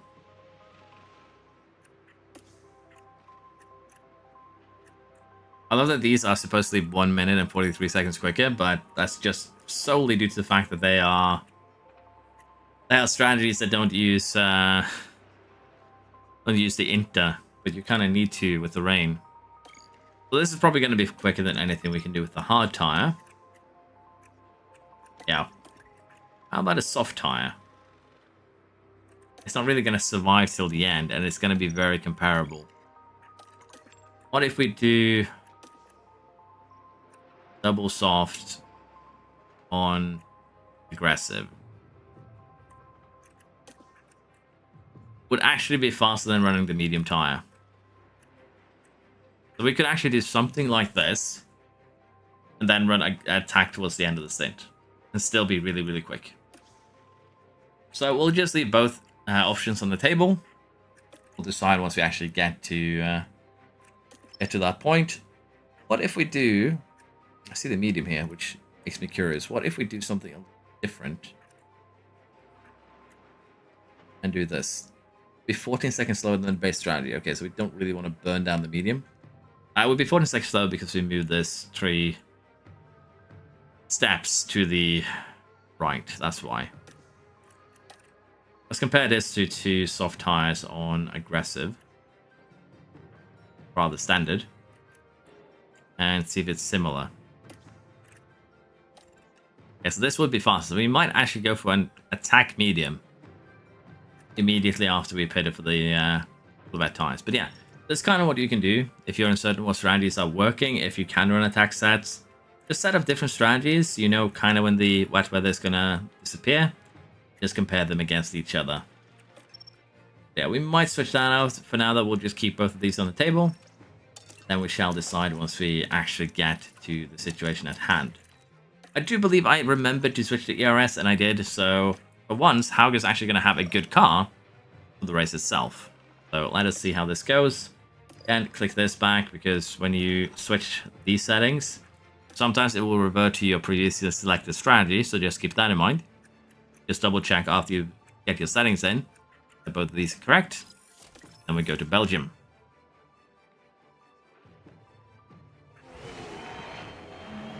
Well, it's great great to have you with us, folks, as we settle in for the weekend. I put the Ford engine and gearbox in both of my drivers between FP2 and FP3. Our attention shifts to Lewis Hamilton and what he can produce. But only one got a penalty. Did you switch ERS for that other one? It's definitely possible from P8. Just gonna lie, the best strat is poaching a driver from the constructor in front, so they put in a rookie. The only way to beat Verstappen is to poach Verstappen. And away we go. Basically.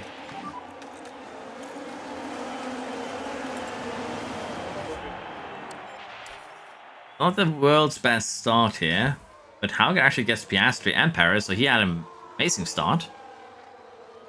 Kind of a regret we did not see that. And as you can see, our top speed is not good compared to the Red Bull. Not at all. As Hamilton actually kind of overtakes off track there.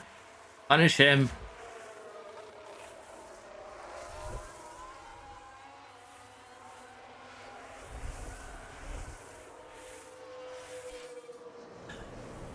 A great race, chat in Nero. I need to go and get the girlfriend. She has finished work. Second day and I've had not to ban anyone. I'm so sad for you, BKK. have a great day.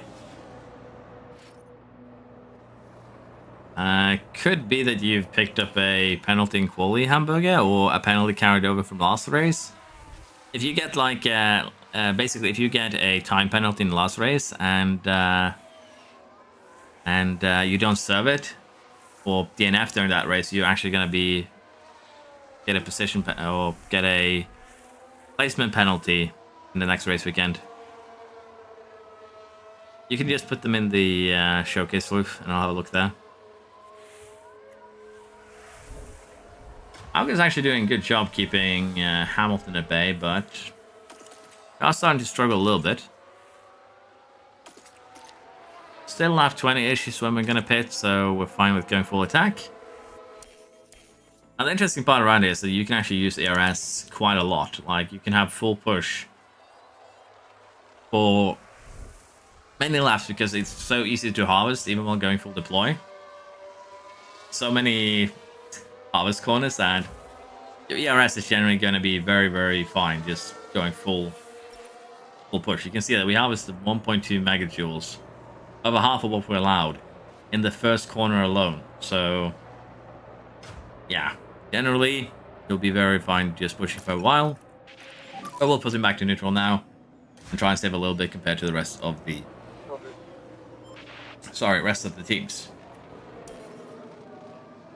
Now that the plan is just to push until the rain ends, might need to turn down the temperature a little bit here, but for now it should be okay. Hello F1 fan. Nothing from what I know, both my drivers without an incident. Okay. I would assume it's some sort of glitch or bug in Hamburger.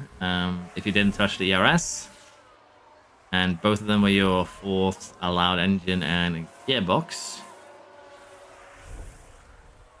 The only thing that could cause that then is, again, just an incident where you got penalized either in practice or quali or the previous race, but that's really about it.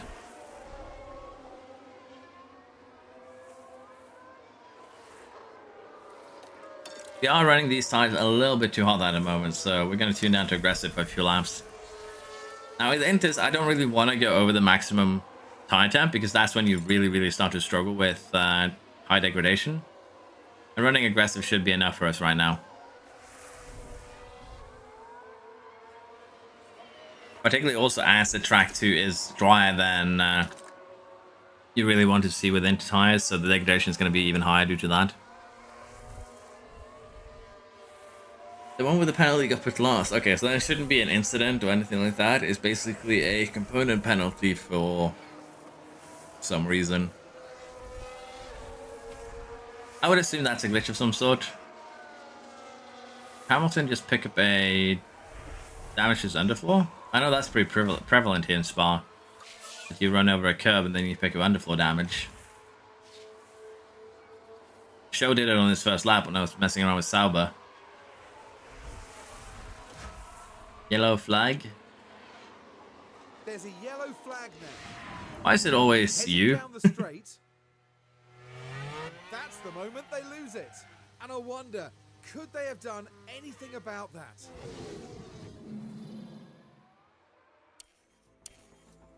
Hmm.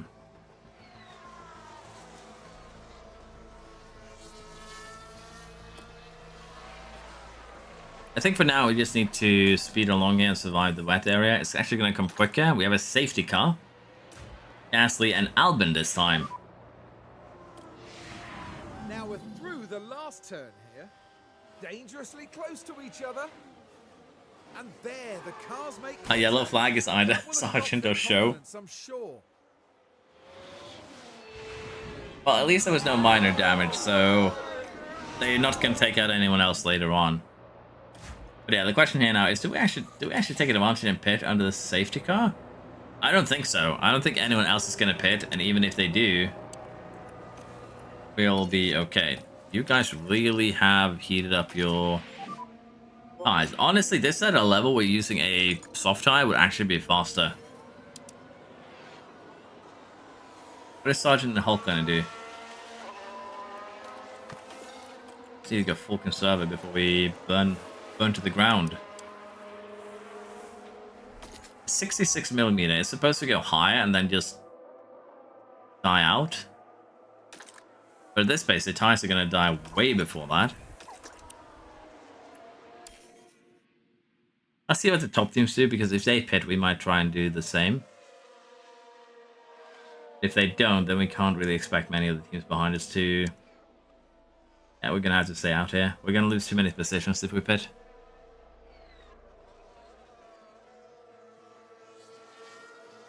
PKK just left, unfortunately, Floof. he went to pick up the girlfriend. Thinking about doing a Prema Racing career mode. Thoughts on who I should sign alongside Behrman. Would have Kimmy, but he's too young. Hauge?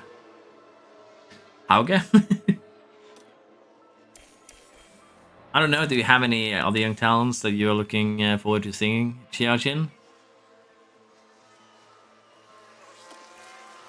Because that would basically be would be a good option. Any talents you want to try and cultivate? Hey, Show and Sergeant have another little Not entirely sure party. but it seems like it was... Oh, yeah, that's a good shout, yeah.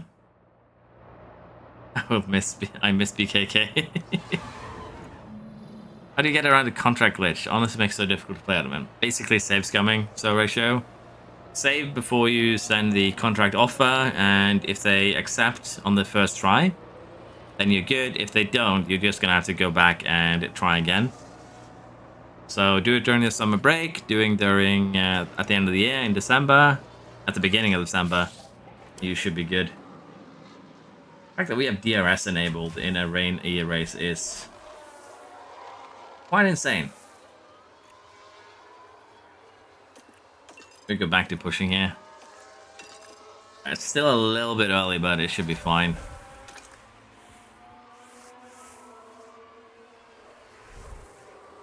Schwarzman is another option here. Hauger has a couple options there for you. Sorry, Hamburger, yeah.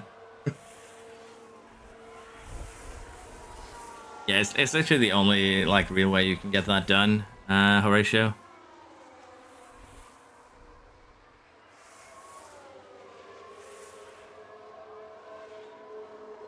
Yeah, BKK has been trying to help people with spamming, with who asked for links to Discord and other things. So he's been given mod powers, so he can post links whenever he wants to. that actually mainly is it. What bugs are there? Contracts, if they don't accept on the first try, it'll say that you can counteroffer, but even if you do, they're just not gonna respond to it.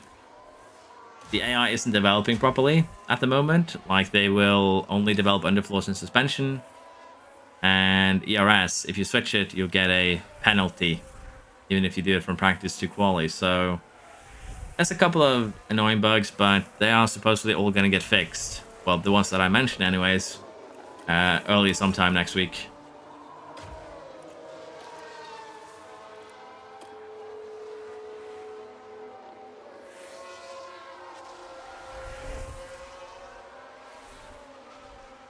Show pitted 4 times? Well, he might actually pit a few times more than that. He has severe damage, but to what? it's not one of his powertrain components. So railing, I assume? Suspension, maybe? It's gonna be interesting to see if he survives till the end then. Through goes Science.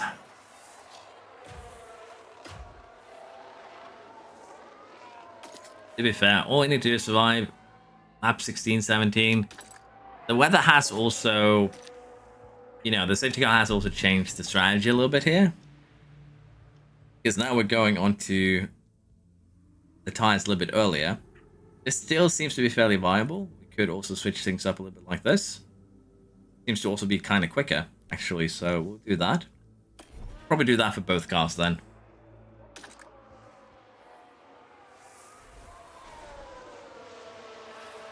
I would assume so, yeah, hamburger. Probably sometime Monday, Tuesday, Wednesday. Could be Thursday if they're being a little bit lazy. Or find more bugs to fix, maybe. We'll see. Show Sergeant and Mick as the affiliate with the worst everything in created team. That sounds a little bit painful, I'll be honest.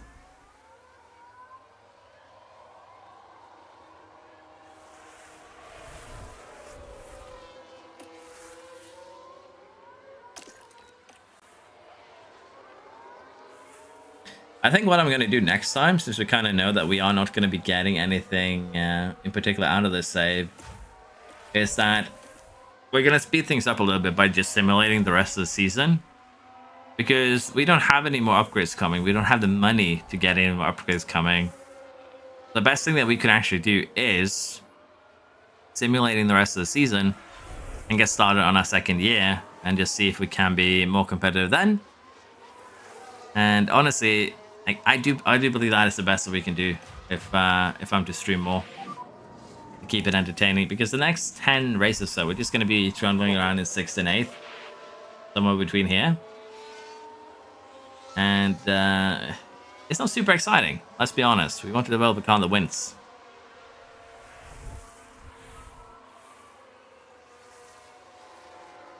Put the upgrades in your Amex car. Is a mode for the Bearman face upgrade? Do you mean that he will show up with a face and not a helmet on the podium?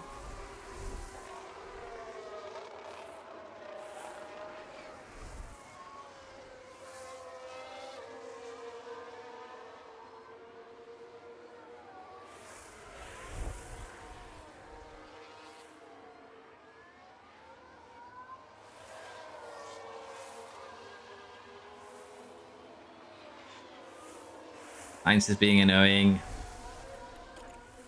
It's being a problem child.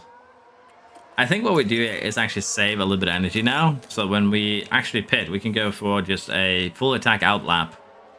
And try and jump Sainz and Russell. And then we get Alonso down the road. I think that's going to be the play here. The rain should stop just about now. We have, well... actually have the rain stop. 4 minutes more. Sun starts to pop up. Rain is ending. Do we gamble on pitting immediately? I think the play here is to wait one more lap. But then everyone else is going to be pitting anyway, so... Our boys are also incredibly close to each other, so I think the play is to get Bearman in first. And have him try and make something happen. Hauge has the better position. He's generally done better in this race, so we'll give him second priority.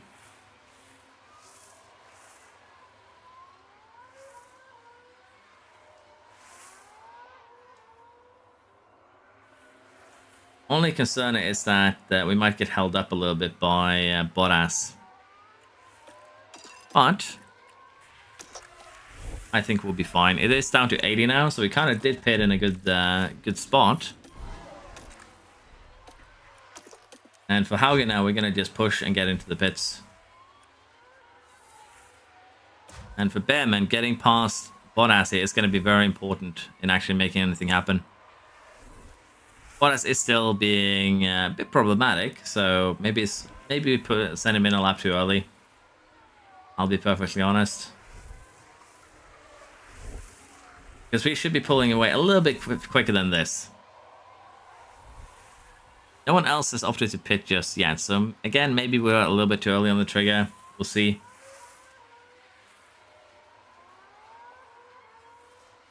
It is still technically raining, but it's getting there.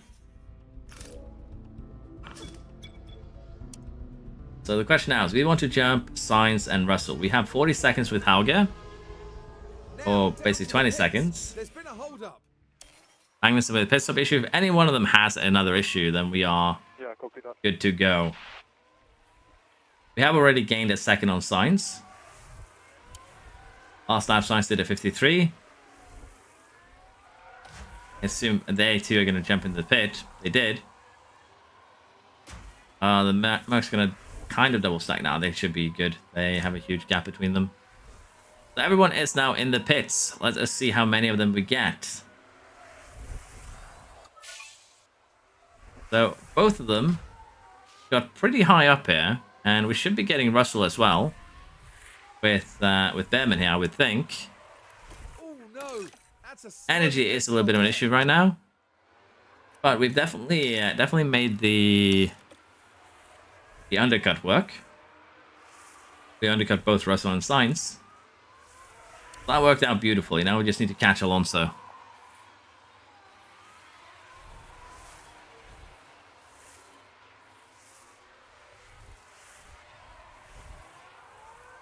When I've seen from other YouTubers, most common to F2 drives picked from my team are Behrman and Hauger. Yeah, it wouldn't surprise me. Hauger is basically... sorry, not Hauger. Behrman is really well known after he did the Jeddah thing. Jeddah stand-in for Science Appendix. Christopher, my drives do better when I sim races, Sally. That is unfortunate. But only one way to get better, and that is to play and try things out. My F3 Junior are done for the season. Mansell got P4 and Westin P13. Bogdanovic overall F3 winners. Okay. Yeah, currently we are looking good. 7th and 9th currently. The Ferrari is not supposed to be behind us, so Sainz is going to get us by the end of this. I can nearly guarantee that. Russell is also fairly quick right now. Did they go onto soft tires? No, Russell is on mediums like us. Sainz is on a soft tire, so it's just the fact that we have pushed a little bit too aggressively, probably to get that undercut, and they just get it back immediately. And this is kind of one of the things that AI does a lot. They push very aggressively, they use up a lot of tire, and then they get punished when that tire kind of runs out. And that's actually what's happening to us here now. One of the reasons why I do like to run light stints on the tires. Still though, even if we end up 9th and 10th, it's still good points in a track that isn't really designed for our car. I can't be too upset. FP2 done at Spa. We're 9th and 10th at Spa currently. With the potential for maybe getting 7th and 8th. Hard to see. Feel bad for Behrman getting Ocon as his first teammate. Well, it's a trial by fire. Let's put it like that. But yeah, I think the plan for the further for next stream is that we are going to be simming the rest of the season and maybe get started on the second season to see if we can be a little bit more competitive.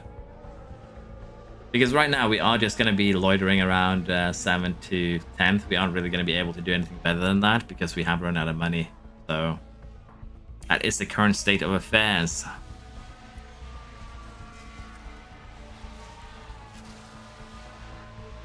Might even fall out of the points there, as you can see, because we just aren't making these mediums work well for us.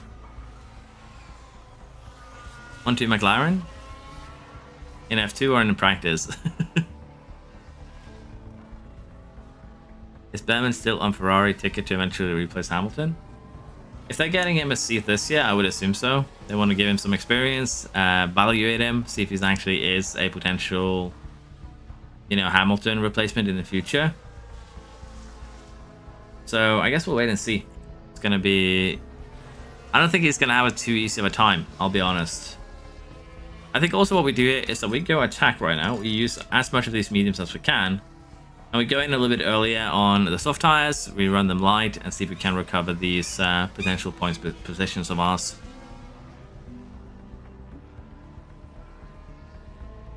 How much of a buffer do you want to keep money-wise so you can manufacture low durability parts for the rest of the season? I like to have at least 4 or 5 million just to be on the safe side. In case things like this happens where your driver gets assaulted. Or more likely he assaulted someone else, we'll see. And you can see how tight it is. Hamilton! And you can see how the cars come together. Yeah, that's on Hauger, but yeah, his car's definitely floating. Yeah, that's probably us going to pick up a penalty right there, because Hauger definitely turned in a little bit too aggressively. Well, that's unfortunate. Definitely looked like our fault, and yeah, it was. Yeah, we were mean to Hamilton. We really wanted that Ferrari seat. Hello, Jim. What happens if we breach cost cap? You get a bunch of fines. You can only use emergency manufacturing, which is extremely expensive. And your board might lose confidence, and you might get fired if you breach it too much. So there are some consequences to going a little bit too spend happy. So be careful with that. I would assume it's a bug, yeah, Kaust, but it's one of the less, worrisome bugs for me at the moment. There are other things that would take higher priority, I'd say. But yeah, that is very unfortunate for Hauger. But Rick here has picked up a severe fault, and that is Norris too, so we might actually get another safety car. I still think we push though, and we just try and make something out of this, but it could be a couple of free points here. Norris does end up DNFing due to this. And we're going to get the boys in at the end of this lap. And of course, Hauger is going to be eating some good penalties this time around. So that is not amazing. Put him down to light, and we're going to do the same for Behrman once he comes out.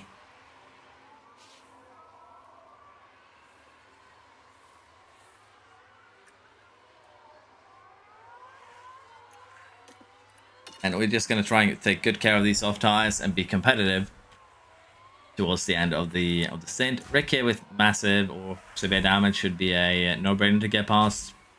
Same for Norris. And honestly, what kind of damage do they have? For Norris, this is ERS. This is probably the least damage. Like, this is not the worst thing to get damage on. So Norris should be fine. Rick, on the other hand, has engine and gearbox damage. Yeah, that's the car that's gonna explode. Mamma mia. But yeah, Hauger is now basically out of contention for points, I think. He's been shuffled pretty far down the order, unfortunately.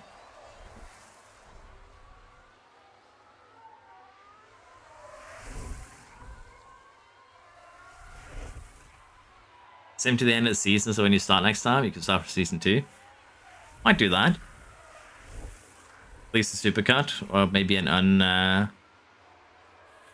unlisted video, so you can see how the simming went, so to speak. But yeah, I think we are going to just sim the rest of the season, because there's nothing really of interest here. We're going to dilly-dally down in the 8th and 9th, and we can't really develop anything, so there's no point, really, other than just trying to fight, basically, the Astons, the Mercs, to some degree the RBs. I think it would be good to try out season 2. How I get to take something Russell? I just got 99.96 self-confidence on sprint weekend. That's pretty good. Does it matter in performance if you have a yellow part with no issues? You'll probably lose a little bit of performance, but nothing massive. And last year it was very minor, 10 to 2. It's still a bit, but let's face it, you're going to be losing way more if it has faults, so it's not the worst thing that could happen.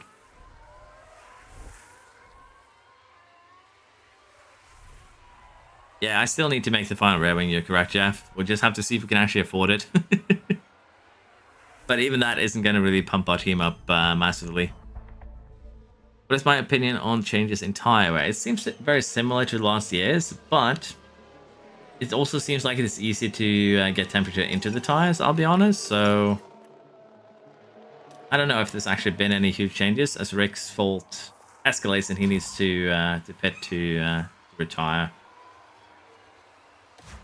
Obviously, if Magnussen has the same, Show is still running around with some damage. Red Wing, by the looks of it. But yeah, it just seems like tires heat up a little bit more this year. There hasn't really been any massive changes. The new tire preservation is basically just a rebrand of the brake cooling from last year. How important do you think tire preservation is going to be when designing the car? Well, our car is running 40% or so, and it doesn't seem to be much of an issue. But yeah, tire preservation is basically, again, very similar to brake cooling from last year. It's just been... I'm pretty sure it's just been rebranded. Like, that's about it. So as long as you are 40% your first season, 50% your second season, you should be perfectly fine. Norris is losing pace though compared to the other cars here. He is 4 seconds slower at this point. Well, to be fair though, that was basically his pit lap. Curious, if he ends up being very slow again, then we might actually catch him by the end. Okay, that was his pit lap. Let's see this one if he's... well, to be fair, he does pit. Hey, Piastri just immediately picked up a terrible fault. What exactly happened there? But it looks like they're carrying some kind of fault. Yes, some kind of fault. That tells me so much. We're gonna have to wait for him to... Okay, so the engine fault escalated. That's what happened. Look, my McLarens are about to go boom boom. Yeah, the curiosity that I have here now is just how quick is Piastri and how quick is Norris? 46, 48. So they're not necessarily slow by any means of the imagination. So no way that we're catching them. Unless they just straight up DNF. With just 5-ish laps remaining, it is time to go full attack and also to get that fuel back before I forget. Would I suggest making a more balanced car to keep the mentality high, or mentality wouldn't be a big enough upside? The thing is, you can keep a positive mentality even with a bad car at the moment, while getting a loads of performance from your cornering. So if you want to, there's nothing to stop you, but the question here just becomes then, is mentality going to be a bigger buff than focusing on the cornering aspect of your car? Cornering at top speed, for instance. So that's basically what you're going to have to compare with. And I do believe the cornering at top speed of the car is going to be better than, say, just doing cornering and balancing everything else. So it's a hard choice, though, because I haven't tested anything out. I don't know what is actually the best one. So it's going to require a little bit of testing. Why are there so many faults each race? Basically because we have reached the halfway point of the season, and everyone that has the faults, like Piastri and Norris, it's just because they're running very worn engines. Basically, these become a lot more common when you're running damaged components. And in all three of these cases, you can see that they're running components that are close to 20% in wear. So we can also have a look at Perez and Verstappen, what caused their faults.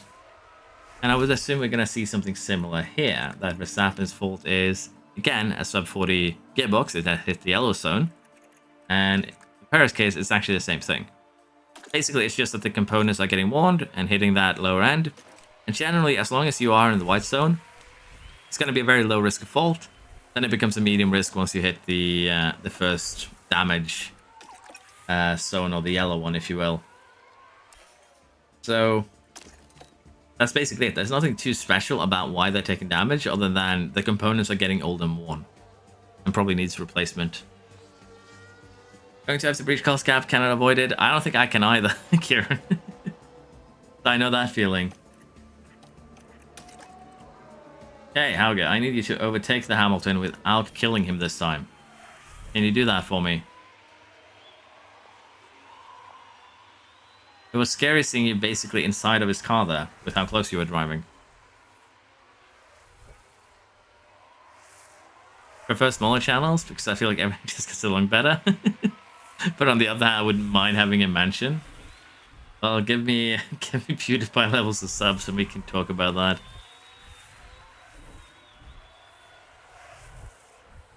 Yeah, that's not a bad idea, Jim. Get your engine cooling on your side pod, get your tire preservation on your suspension, and you'll probably be good. Honestly. What happens if the board sacks you? Game over. I assume you get the option of you go last game, where you can go 5 races back and try and recover.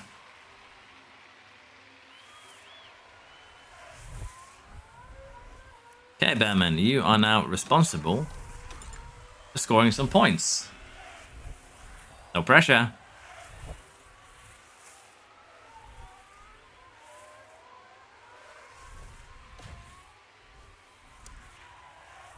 The McLarens are still quick, even with the damages. As you can see, 47.5, 47.7.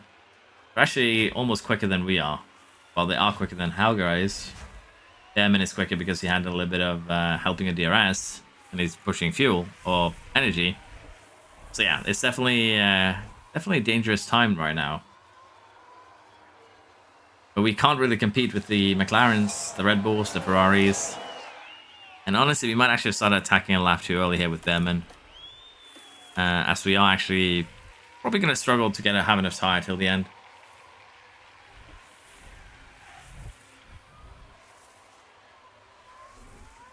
Maybe there was nothing to save if I get fired, because it's going to be because of cost cap breach. Okay, then we have 1. Now we just need Sonoda. Then we can be a little bit happy with how this race went.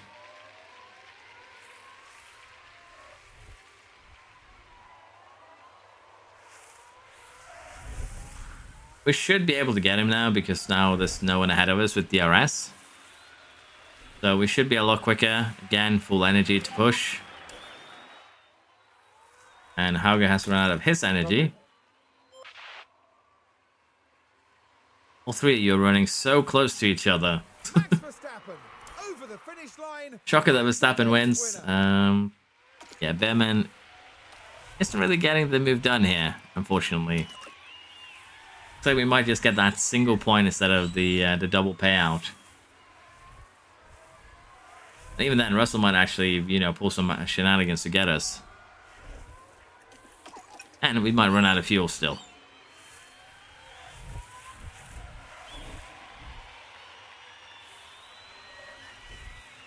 What a move to the bus stop by the Bear.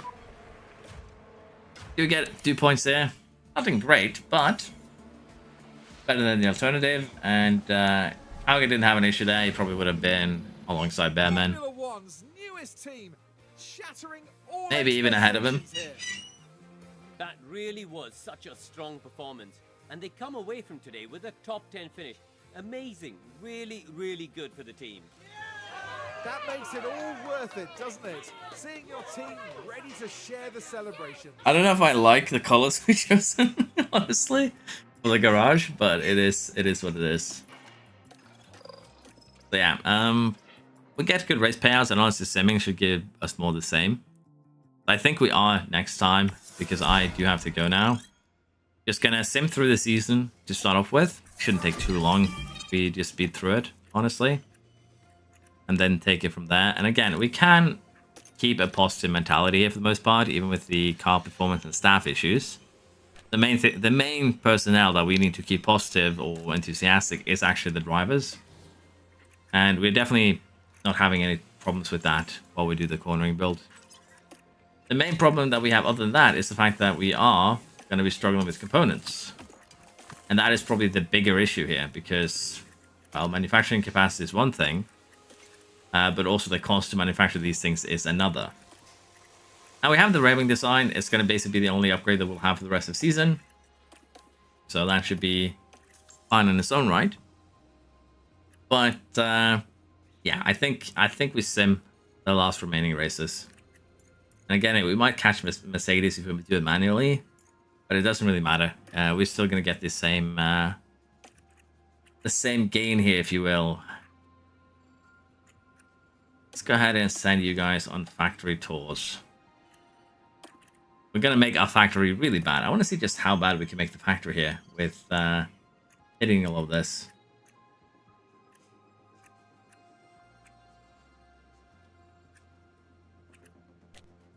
Yes, we do the race engineer interview. There's some funky math going on here. Do you guys see it? If we do race engineer plus 161, exceed by 40. If we do the school event, plus 1090, exceed by 300. Yeah, there's some funky math going on there, but yeah, you get a decent chunk of engagement for us. We also have the energy drink. So that's gonna pay out a decent chunk of money for us. And yeah, I want to see just how badly the factory gets hit, but we do have a break now, so we should be able to still manufacture everything we need. So again, not too concerning. But yeah, I'm gonna go over any questions in chat, and then I think I'm gonna have to call it for today. So yeah, let's see what you guys have to say. Not much by the looks of it. Verstappen is overpowered. However, Baku doesn't exist. Yes, correct. Do you think the car performance mentality would change considering you're scoring points now as the start of the season? Yeah, it should also scale a little bit with where the car actually finishes. Like, I understand, but okay, this isn't accurate because the other... This isn't accurate because the other teams have damage. But, yeah, if this is an average of everything, then it's not accurate for car performance, which is unfortunate. Yeah, I think that is me being done for today. So yeah, if you have any questions, I'll set it for a minute and then I'll go. But we're going to be simming probably the rest of the season. Probably tomorrow, I would think. Is there an announcement on when the patch is due? Early next week is all we know, Elliot. I have not done any research projects yet, James. The main reason for that is actually because we're not getting... The regulation that we got hit with only affects the chassis, and it's very minor there. As you can see, we just lose 3% of drag reduction in air flow middle, and about 11% here for the side pods. We can just do one CFD on the side pods, and then this is solved, and just one research project on the chassis. So we haven't had to start any yet, but I would definitely recommend getting something done a little bit earlier. Let's put it like that. I do agree with streaming tomorrow, but I might wait until basic streaming after quali, maybe, Alex. I'll have to see. You can find a link to the Discord in the description. To read, it should be down there somewhere. But yeah, I'm pretty sure I will be streaming tomorrow. I'll have to see exactly when, but I'm pretty sure I'm going to be watching quali, so most likely a couple hours before that or right after. I'll have to wait and see. Yeah, thank you all very much for watching. Hope you've enjoyed, and I will see you hopefully tomorrow. Bye bye.